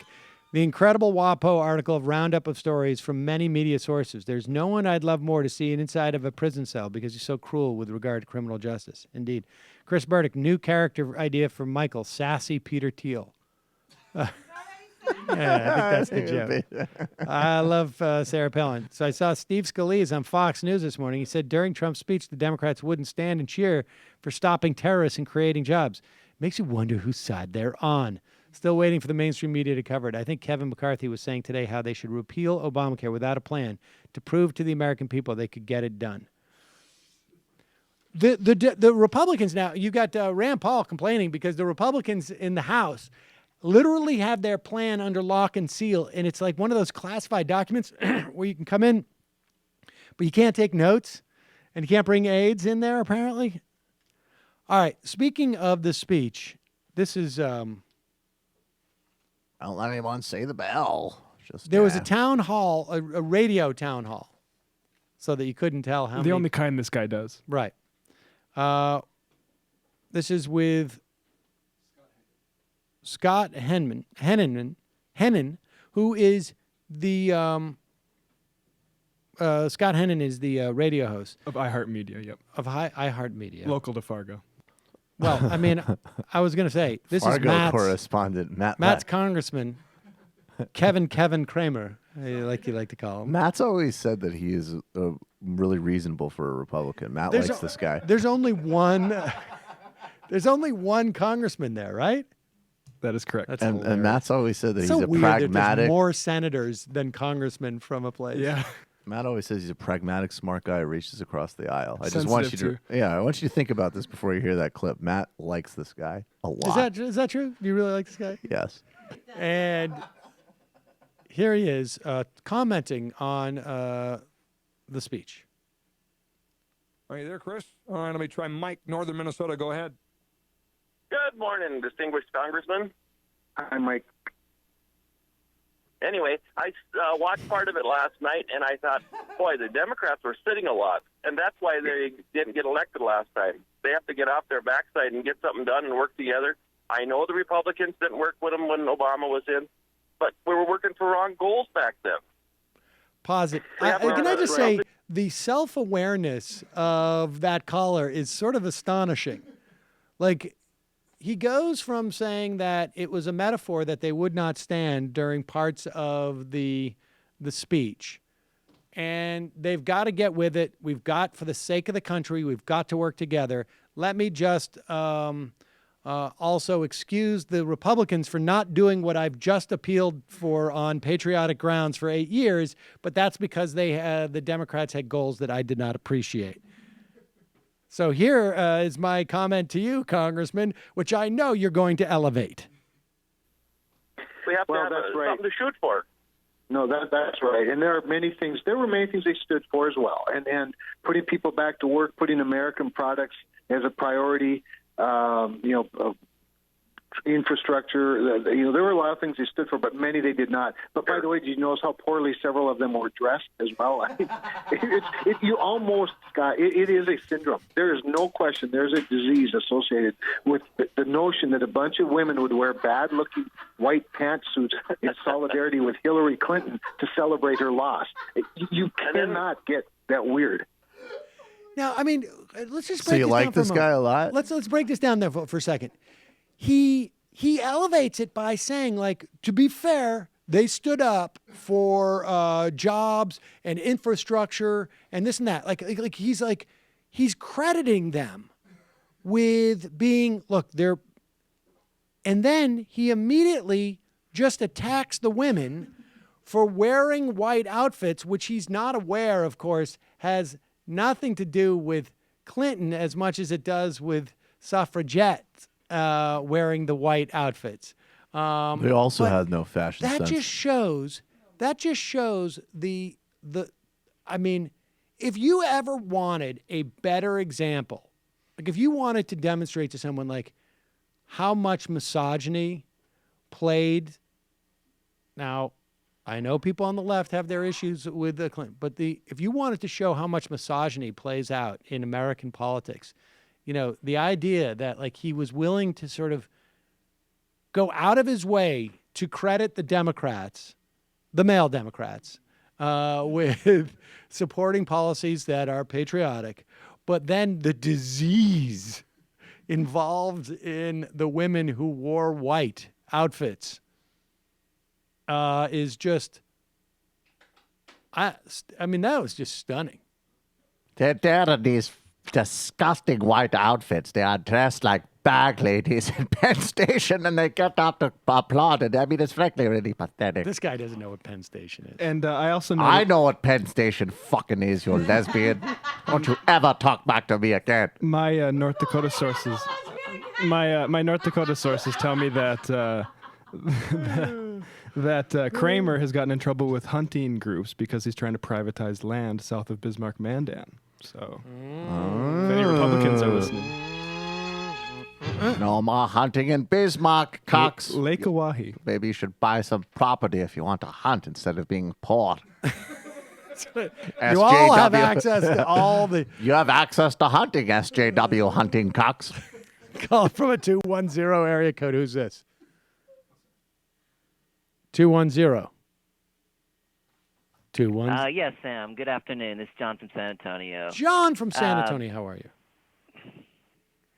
Okay, I'm glad I can hear you because I couldn't hear you before. All right. Well, you seemed a little bit... All right. Yesterday, Ryan Zinke was confirmed by the Senate to become the Secretary of the Interior. Before that, he was a Montana at-large representative for the House. And so there will be a special election on May 25th. On Sunday, the Democrats will have their nominating convention. According to the straw poll conducted by the Bozeman Daily Chronicle, conducted from February 4th through the 8th, out of the 89 delegates who applied, 37 supported Rob Quist and 30 supported Amanda Curtis. Now, the good news is that both of these candidates are Bernie supporters. On February 22nd, Matta opened her show talking about the local election officials who didn't have the money to hold a special election, and they recommended having a vote-by-mail election. The head of the Republican Party, Jeff Essman, responded by saying it would give Democrats an inherent advantage, but the Montana legislature did pass the bill, and I think this is so it will be a mail-in only election, which will definitely help Democrats. I think this is a great sign that Bernie supporting candidates will do well in states that Bernie won. So what do you think? Why do you think the mail-in will help Democrats at this stage? Well, I think it's a little bit of an inconvenience for certain people who are low propensity voters to actually go to an election. I mean, I'm not challenging you on this. Because you have to drive. The only reason why I ask is because of that one thing in Delaware showed us that who we anticipate being low propensity right now may not be so low propensity. In other words, when you have and I don't know if it's the case. I mean, you would probably have as good a sense, if not better sense than I, of this. But I mean, and there's really no data out there, right? But there is a sense that right now, I don't know if this is sustainable, that that low propensity Democratic leaning voters are less low propensity than they have been at any time in recent memory.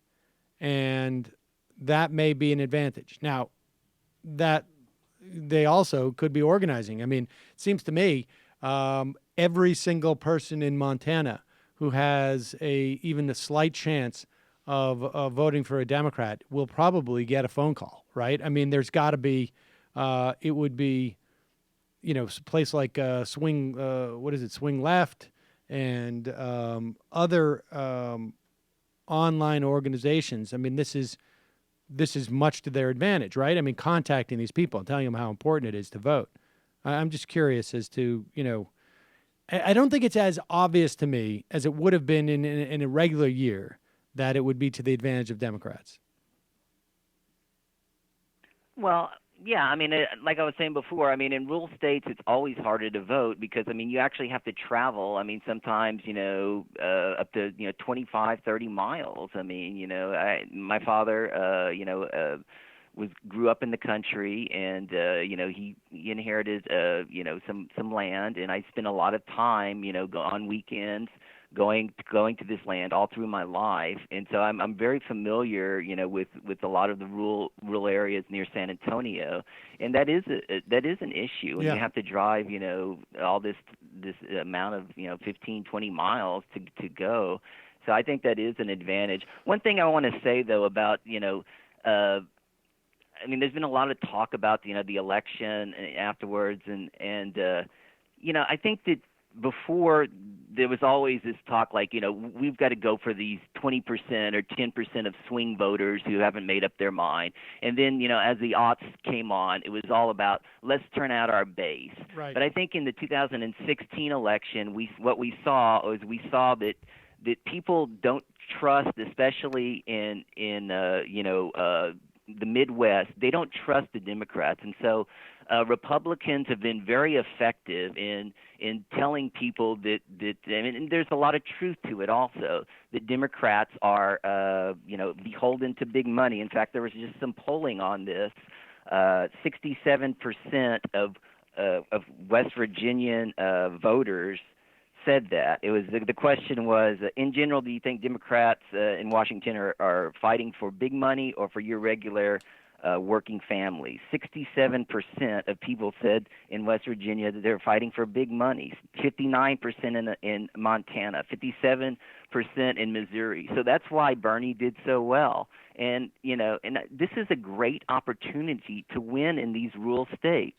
Now, I don't agree with what they're saying. I mean, I do agree that they are too beholden to big money. But Right. Compared to who? Compared to Right. Republicans, they're totally beholden to big money. But You need, in other words, what you're saying is you need someone to go there with an explicit message that is unequivocal. And Right. and yeah, no, I agree with that.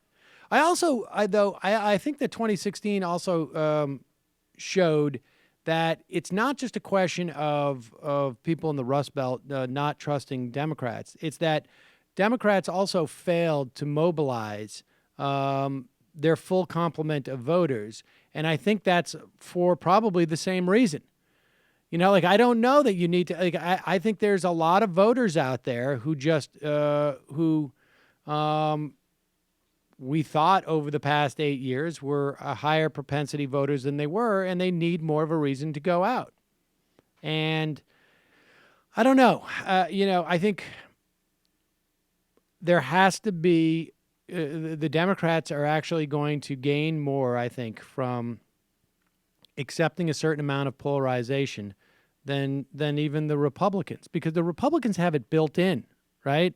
The Democrats seem to be just in the past like 15 years, as I watched, and just maybe even longer, that Democratic-leaning voters are more inclined to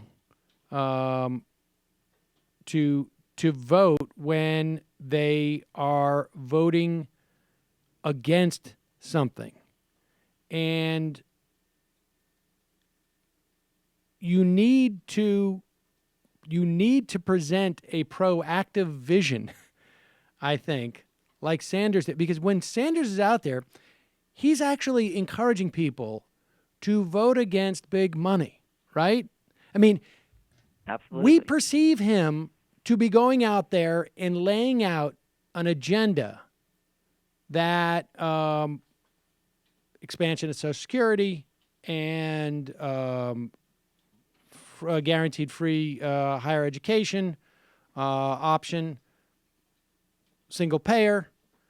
But what that's doing is it's creating a bright line against and pointing out those forces that are stopping that. And I think that part of it is what is so motivating and drives people out. I think you need the first part, and I, for one, am more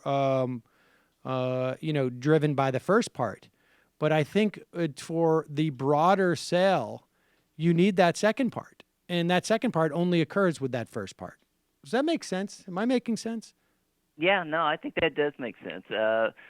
But I mean, I just want to emphasize that I think this is kind of people just, one of the things that Nate Silver talked about a lot, and I know a lot of people hate Nate, but I mean, I think he did a really good job. Is that all throughout the polling, they had a higher number of people who are undecided.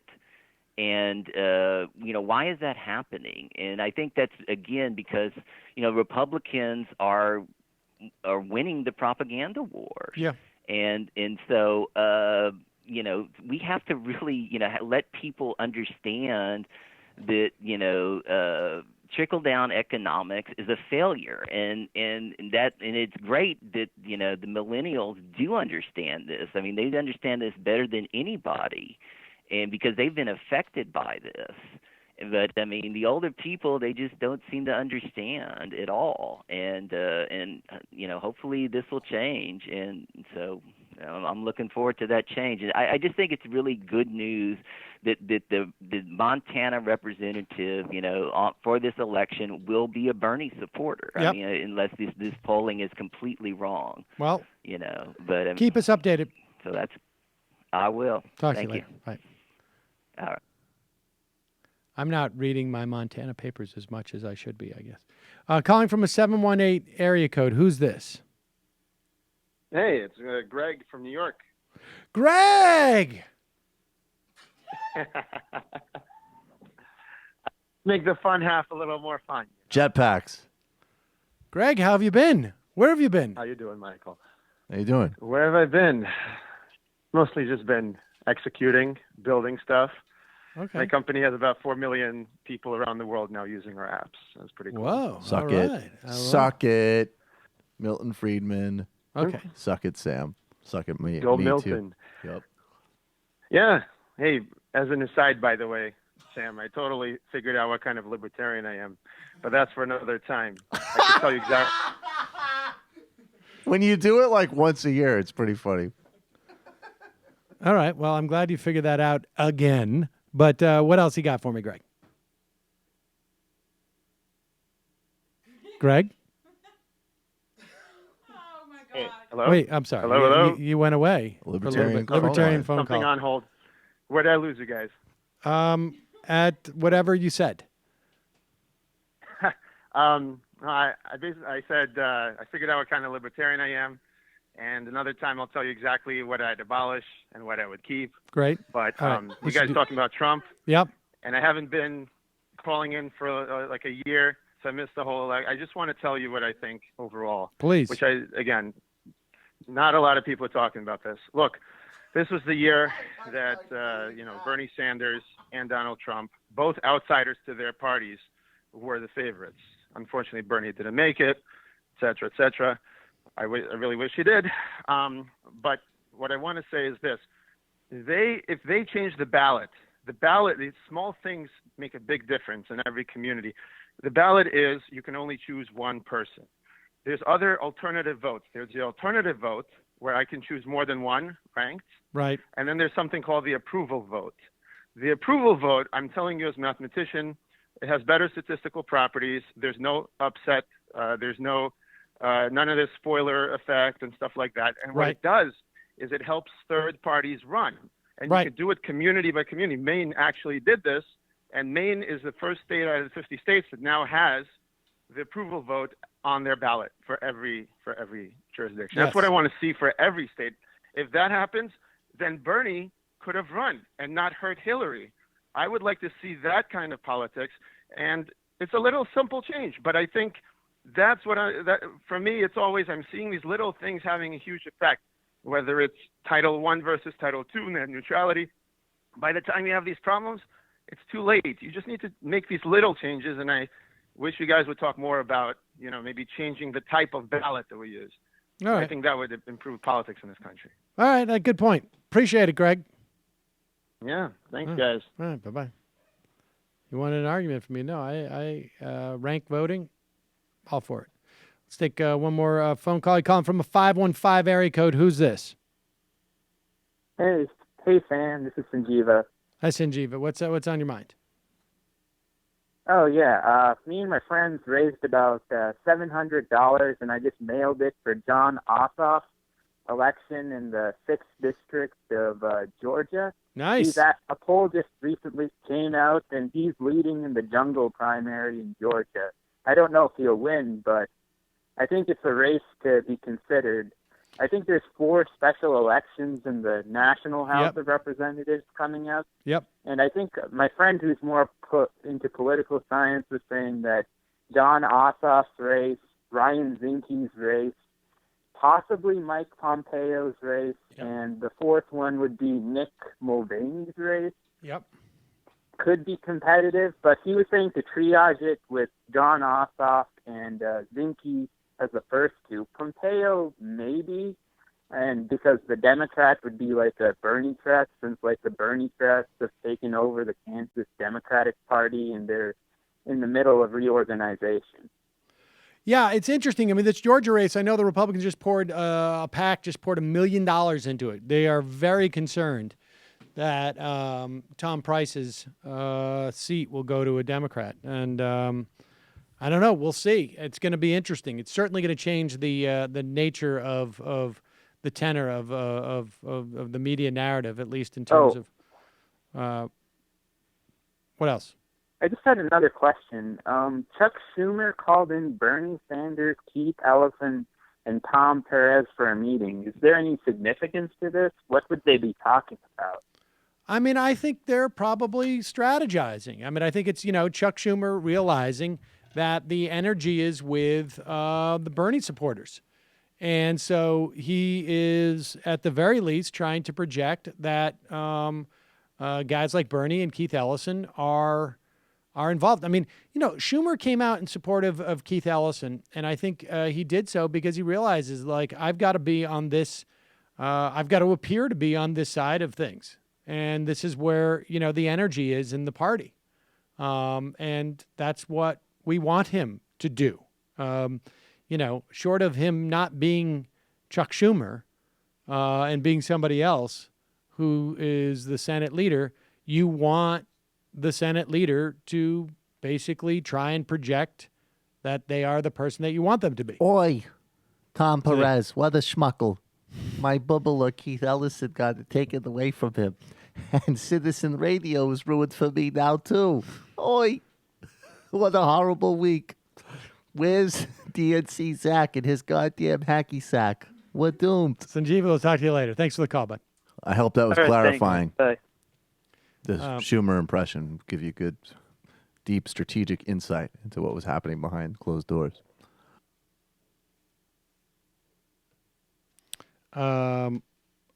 Let's play this video from Walmart. Well, this is quite disgusting. I was talking to on Ring of Fire this week to Mark Potuk from the Southern Poverty Law Center, and it's amazing. I mean, and he's a very measured guy, right? I mean, he won't make conclusions, but he said since the inauguration they have tracked something like 1,300 hate crimes or events. And 37% of them, the assailants referenced Trump. 37%, they actually literally said they cited Donald Trump. As in, like, this will really piss him off because he's so opposed to what we're doing. Exactly. I oppose Donald Trump so much that I'm going to commit this hate crime as a way of embarrassing him. Here is some... Do we know who the guy is?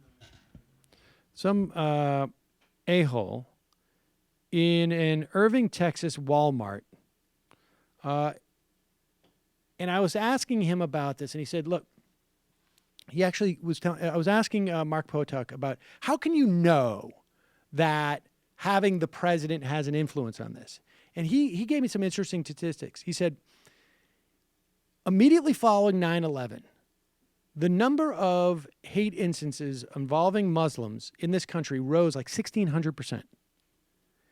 He said, however, 3 months out, President Bush had done such a good job that in 2002, such a good job of saying we're not at war with Muslims or Islam, that number dropped by 67%.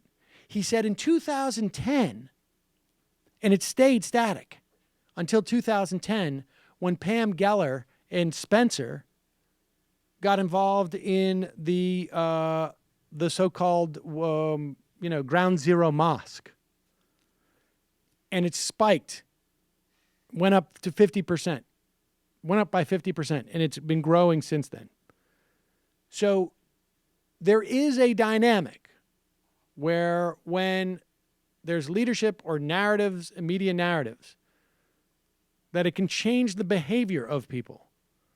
And I don't think it's a coincidence that you see something like this from this guy in Walmart. She'll be back in a few minutes. She said 2 minutes.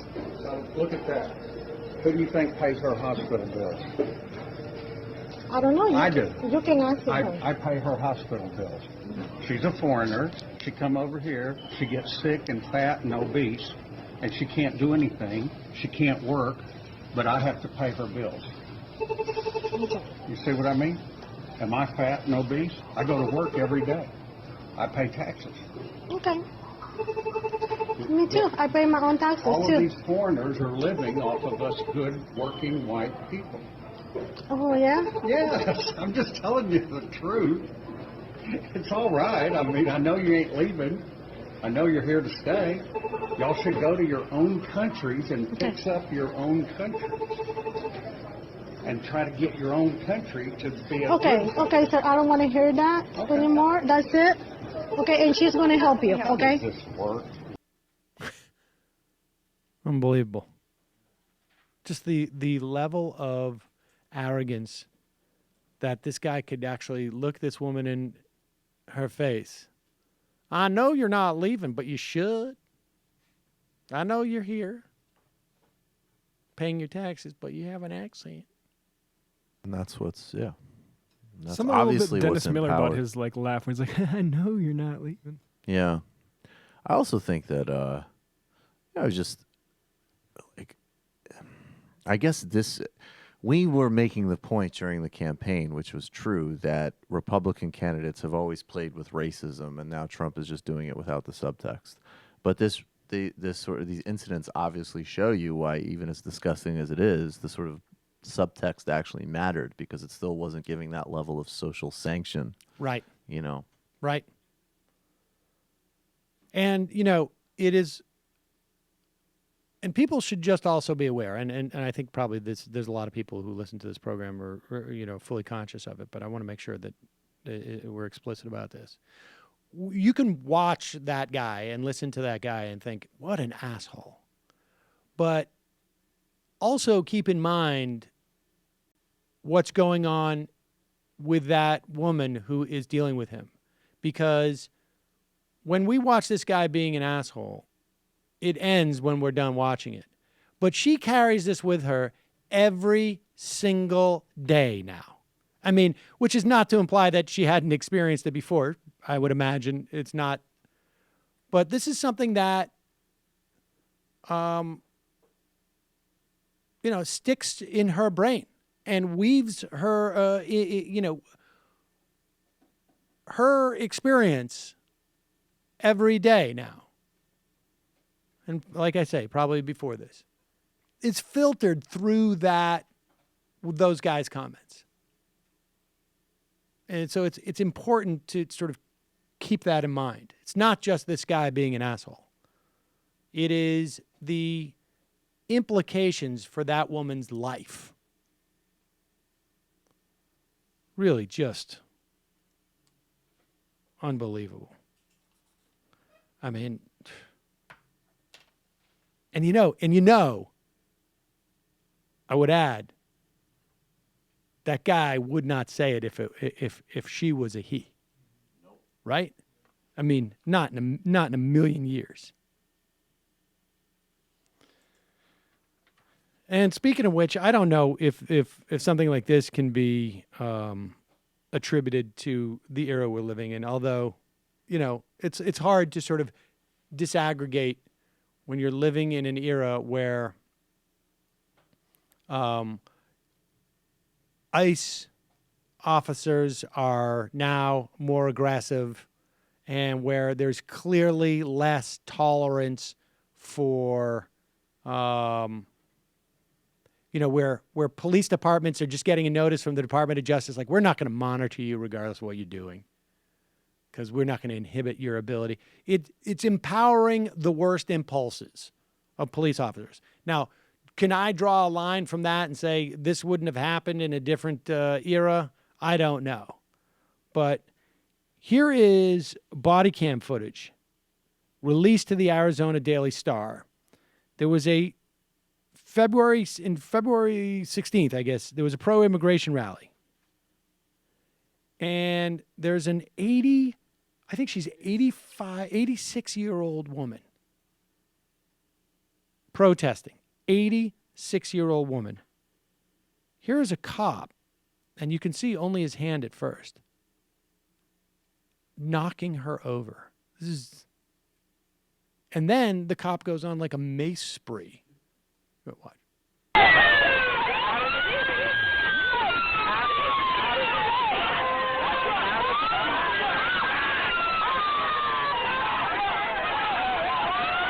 Unbelievable.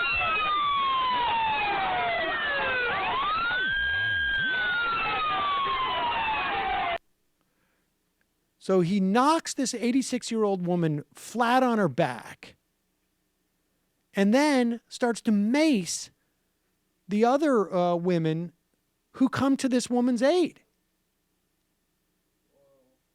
I mean, I don't understand in what universe does a police officer feel threatened by an 86-year-old woman who has no weapons, nothing.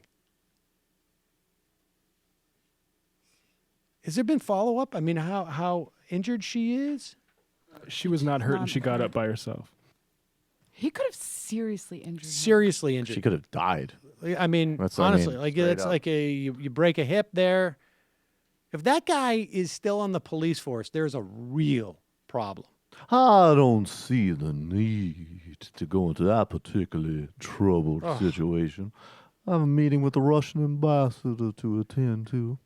I think that if he felt comfortable pushing viciously an 80-something-year-old white woman in the middle of the street and on camera, I really wonder what that dude feels comfortable doing to a Mexican guy he pulls over in the middle. Right. So they're saying it's too early in their investigation to say what's going to happen to that guy.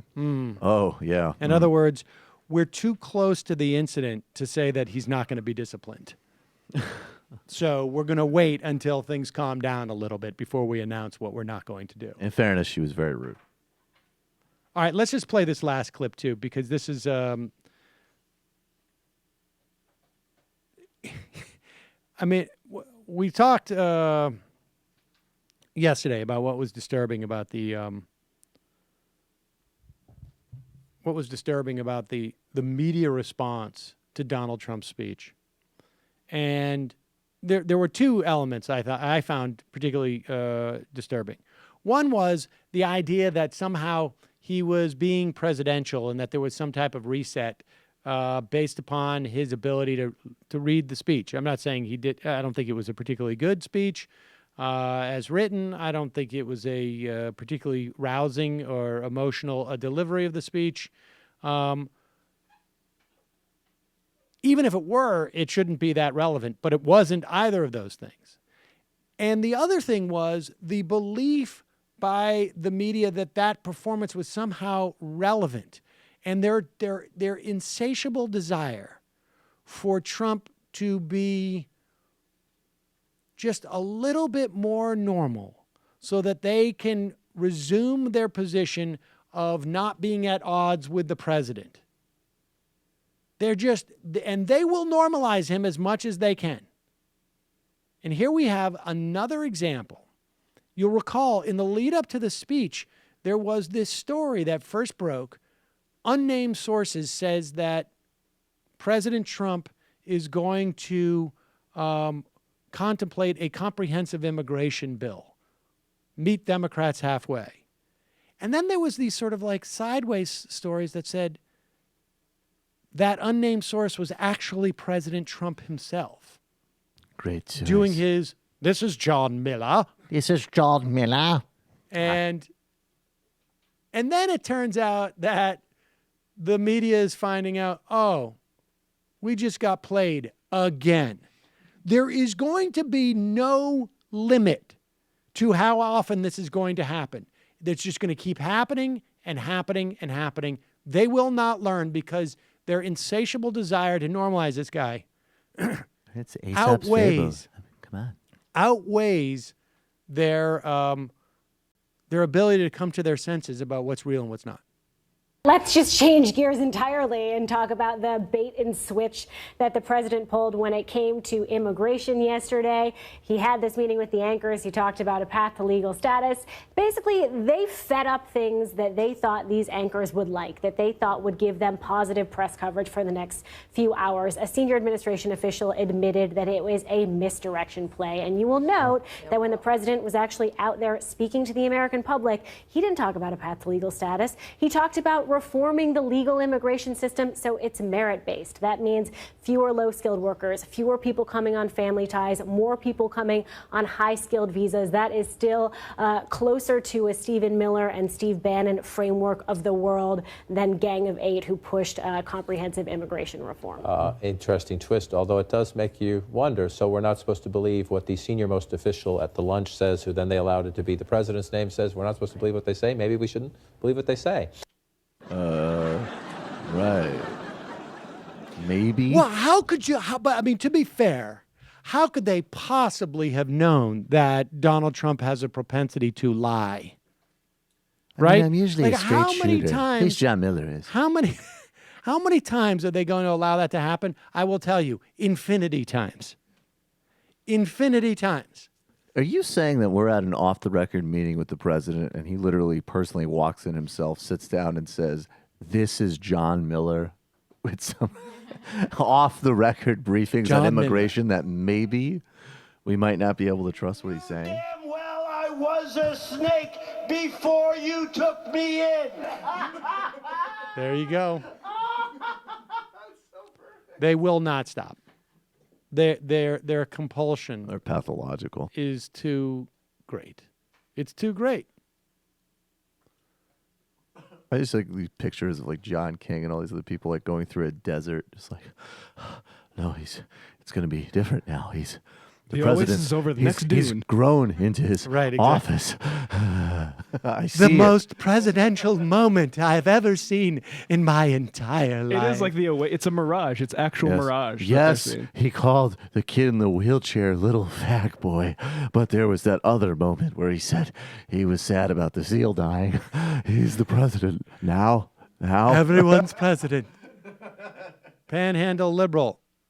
If you ever want to know what conservative talkers are discussing for the moment like yesterday, I listen to them throughout the day to keep informed on the mindset of 87% of the people living in my country. Alex Jones was really upset last week that Homeland created a character mocking him. He needed a safe space. Also, everyone other than Trump is satanic, so no change here. I also get to listen and whine every day about Adderall getting rid of his income. Good thing the supplements, hasn't run dry yet. Oh, is he mad about his YouTube stuff? Anthony from Baltimore. Dr. G has his own website, The Gorka Briefing. The Gorka Briefing should now be the name of a daily segment on Majority Report where callers are briefly barraged by multiple Gorkas and lectured about the fee exchange of ideas. All right. Also, Gorka's apparently been seen waking up with Sam Harris after a long, merciless night with Sam Harris's wife. Wait, I actually, in fairness, I don't know who would cuck who in that situation.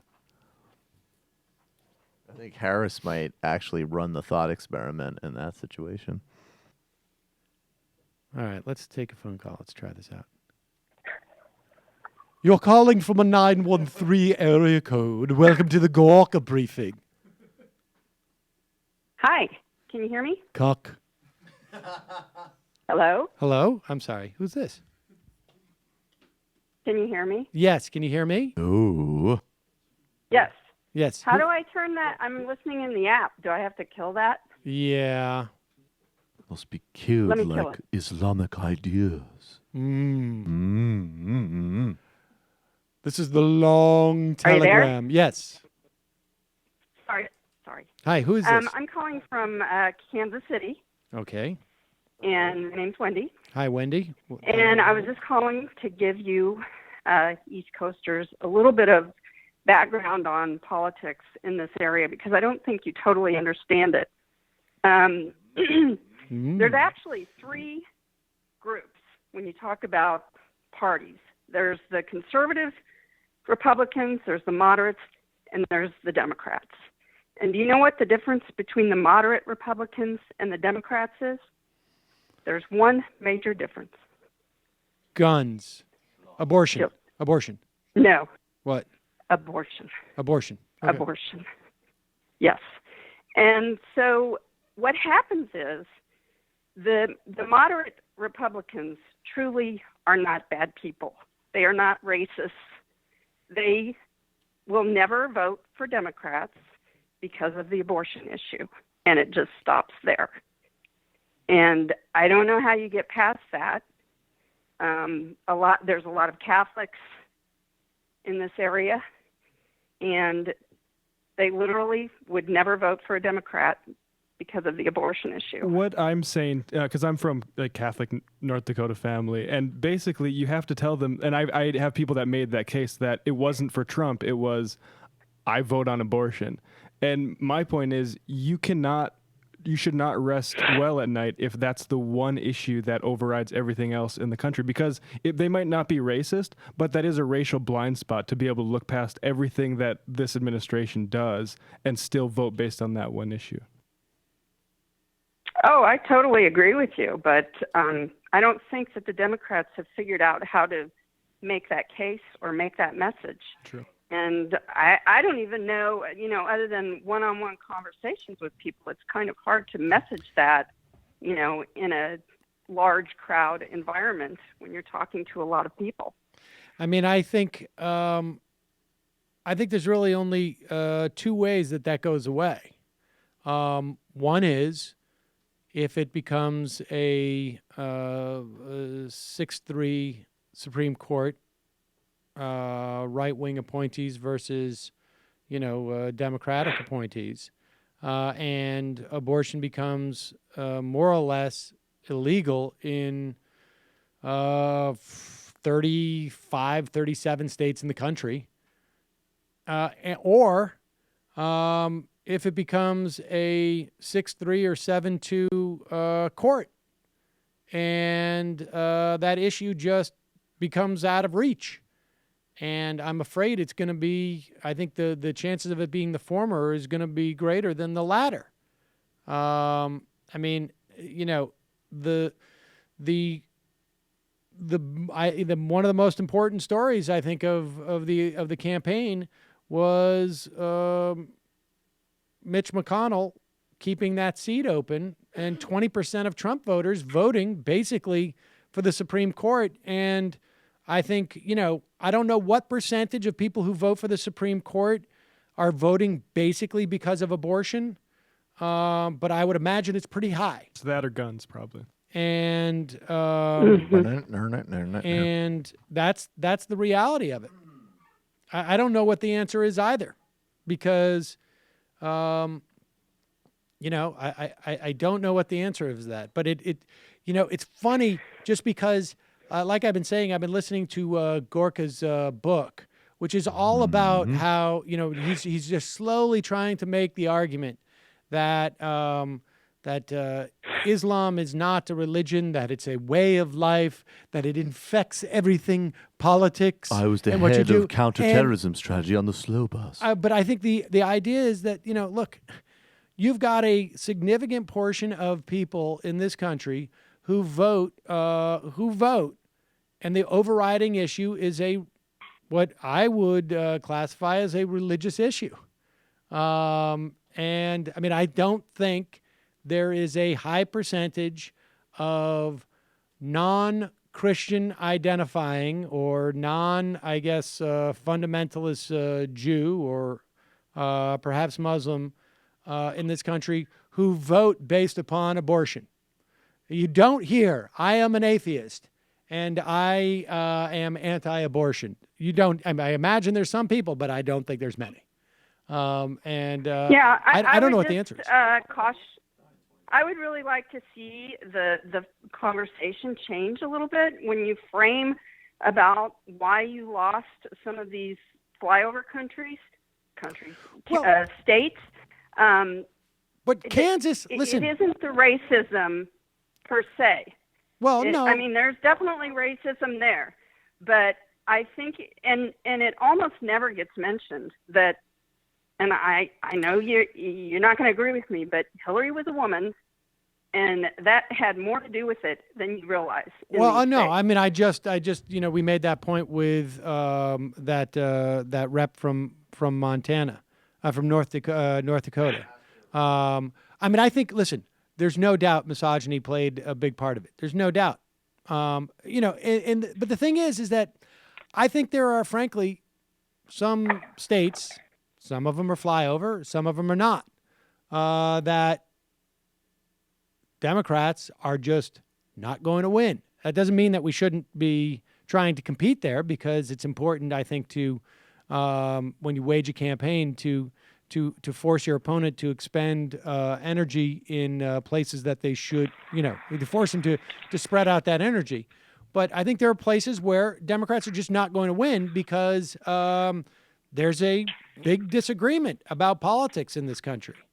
And so I think, and then, you know, the question is it worth, I mean, Hillary Clinton, just ironically, back in 2004, I think it was very much trying to push the idea of softening the language on abortion. I don't know if you recall this, but if you go back around that era, Hillary Clinton was leading the charge to soften the position that Democrats had in terms of choice, at the very least rhetorically. And you know, I think the theory was that. I think maybe it was also her trying to position herself to not be seen as a feminist. You know what I mean? I don't know. But, right. You know, Kansas may just not be one of those places where Democrats are going to win. Yeah, but I don't think it's just Kansas. So keep that in mind. I agree. When they talk about the people who, voted for Trump because of economics, I can bet that probably twice as many people voted for him because of abortion. Oh, so, I would put that ratio much, much higher. Look, the vast, the overwhelming majority. If there were 63, how many million votes? You got 63 million votes, I think it was. At least 50 million of those people, probably more, voted for Mitt Romney. And they voted for John McCain. And they voted for George Bush. I mean, at least. I mean, so the overwhelming majority of those people are just not reachable. And they're not going to be reachable. And you know what? They don't need to be reached. Yeah, I get what you're saying, but also just be clear that it's not always racism that is the problem when you're losing these states. No, I agree. That's kind of the shorthand that a lot of people like to take, that, these people are racist, but well, they are. Maybe 30%. Well, 30%. I mean, if Donald Trump lost 30% of his voters, this would have been a landslide that would have been unparalleled, I think, in the past 100 years.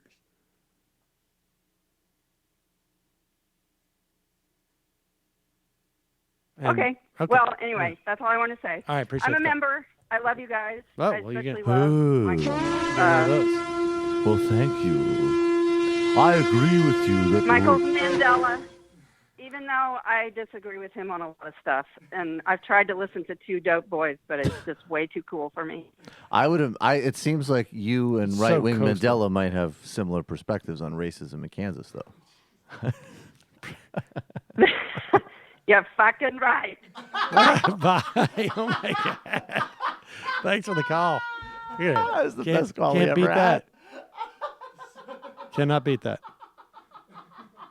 All right. I'm going to take one last final call. Then we'll wrap it up with some IMs. Calling from 434 area code. Who's this? Oh, this is Charles from Virginia. Charles, how's it going? What's on your mind? It's going great. You guys have the best show on period on Progressive Talk. Thanks. Wait. Why just Progressive Talk? Why not everywhere? What are the shows you're listening to? What's better? There is the Trump cast, so I'm just joking. You know what would have been great? You know what would have been really funny if this guy was like, well, I mean, come on, Adam Carolla. He does have a podcast. Yeah, right. No, but seriously, if the Democrats can't mount a campaign for governor in Kansas, so they should fucking shoot themselves after Brownback. Right. I mean, the problem with the Democrats is they don't seem to want to run in races where they could lose. They just say, we're probably going to lose it. We're not going to really run this stuff. Right. And that's why the map gets drawn the way it is, because you never contest anything. Meanwhile, I've never seen, except for maybe in some inner city district, where the Republicans say, yeah, we're not going to try to compete there. And if they feel that way, then the next time they get to redistrict the map, they make it harder and harder, so that the Democrats are basically trapped in a quarter where they're perpetually in the minority. All right, let me say two things. One is, I think our last caller, gave an example as to why Democrats would have such problems in Kansas, because it sounds like from her perspective, the only Democrat that's going to win is one who is anti-choice. And that's a very hard position for a Democrat to take in this country, even in those contexts, right? A. B, but I think broadly speaking, I think that notion of Democrats not wanting, are more afraid of losing. I think that's even I would even make even a broader generalization that liberals, broadly speaking, are afraid of losing. And I would even extend that to the way that funding happens on the left. Republicans throw a ton of money that goes nowhere because they also know that, the Republicans and the right, I should just say, the conservatives,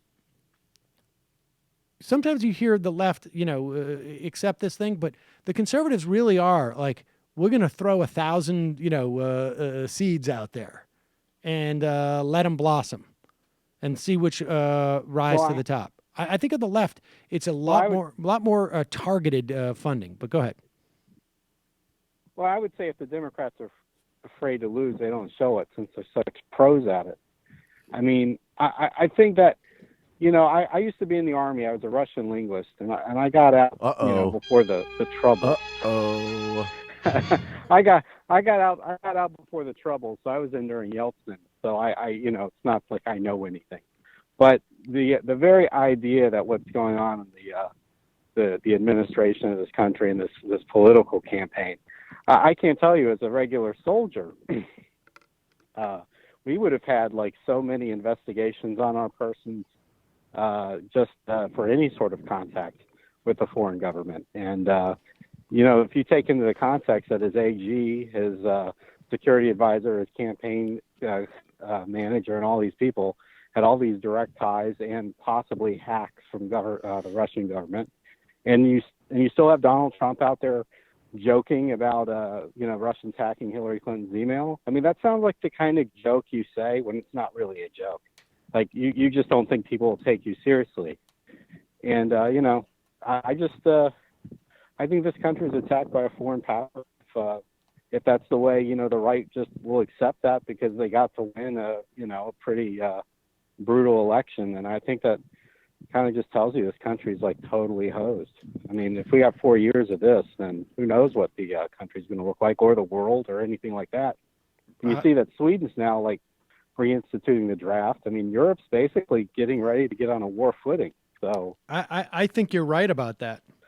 I mean, I think it would be. I mean, I think they're nervous about it. I really do. I appreciate the call. I hope you're wrong, but I am afraid you might be right. All right, thanks, man. Thanks. All right, let's take some IMs. We're done with the calls. The Matt. solemnity of the call drop. R. Really cool. Keep Gorka's voice alive. He's the voice of a generation. I don't know what generation, but let's let Michael get us there. Kelly. H. The old H. The old, impossible, very difficult to find. H. Harley Ray. Hillary didn't lose because she's a woman, but I do think that if she were a man, she would have won. The things that were held against her would have been overlooked. Michael. L. Louise Reyes. Sam, which Futima line do you prefer? Jefferson Beauregard Sessions the third saying, hath not a Jew eyes during his perjury trial? Or the Russians releasing the video of Donald Trump saying, what a mess, after watching two Russian chicks piss on each other? Which future timeline do you prefer? Well, I got to go with the latter. I mean, I like both of them, but I feel like if we get the latter, then everything else will fall into place. Sessions will just say, like, well, hell, forget that. I'm just going to talk about the Jews. Yes, well, now, you know what? Allow me to speak freely, Mr. Chairman. The Negro was comfortable in his properly assigned position in life before a loose conspiracy of Jewish lenders. How about a thank you for the room and board? How about my ancestors provided yours? Matt. Are we really so ungrateful? K. Kev, 11-7-21. And now that somebody lied under oath, is this a gate, Russia gate? Kelly? L. Last letter called. Hi, it's 2 p.m. East. IM's on yet? Yeah, they've been on for ages. Cock. Michael. E. Isha. One of the white helmets was photographed with the monster who beheaded the Palestinian kid. And I'll just do a couple missing link. Call for work stoppage. Let's see. Wow, that's big. International Longshoremen has threatened to call a day of action to shut down ports along the East Gulf Coast to protest government interference in hiring practices and job losses on the decks. Unions announced the date, probably March 10th, for the work stoppage, which would also include a march on Washington. Its actions under review. Here's the story. Thank you. All right, let me just do a couple of quick more. Jay Chavone, the price of Bitcoin has just exceeded that of an ounce of gold. In related news, Pushing Chains has nothing but pity for you. Keep voting. I believe that a preference for Michael's normal voice is part of the profile of a suicide bomber. Be careful opening future IMs. And Kat, it's being reported that there's an Obamacare bill that is being moved between secret locations. Rand Paul is on the hunt. And the final IM of the day.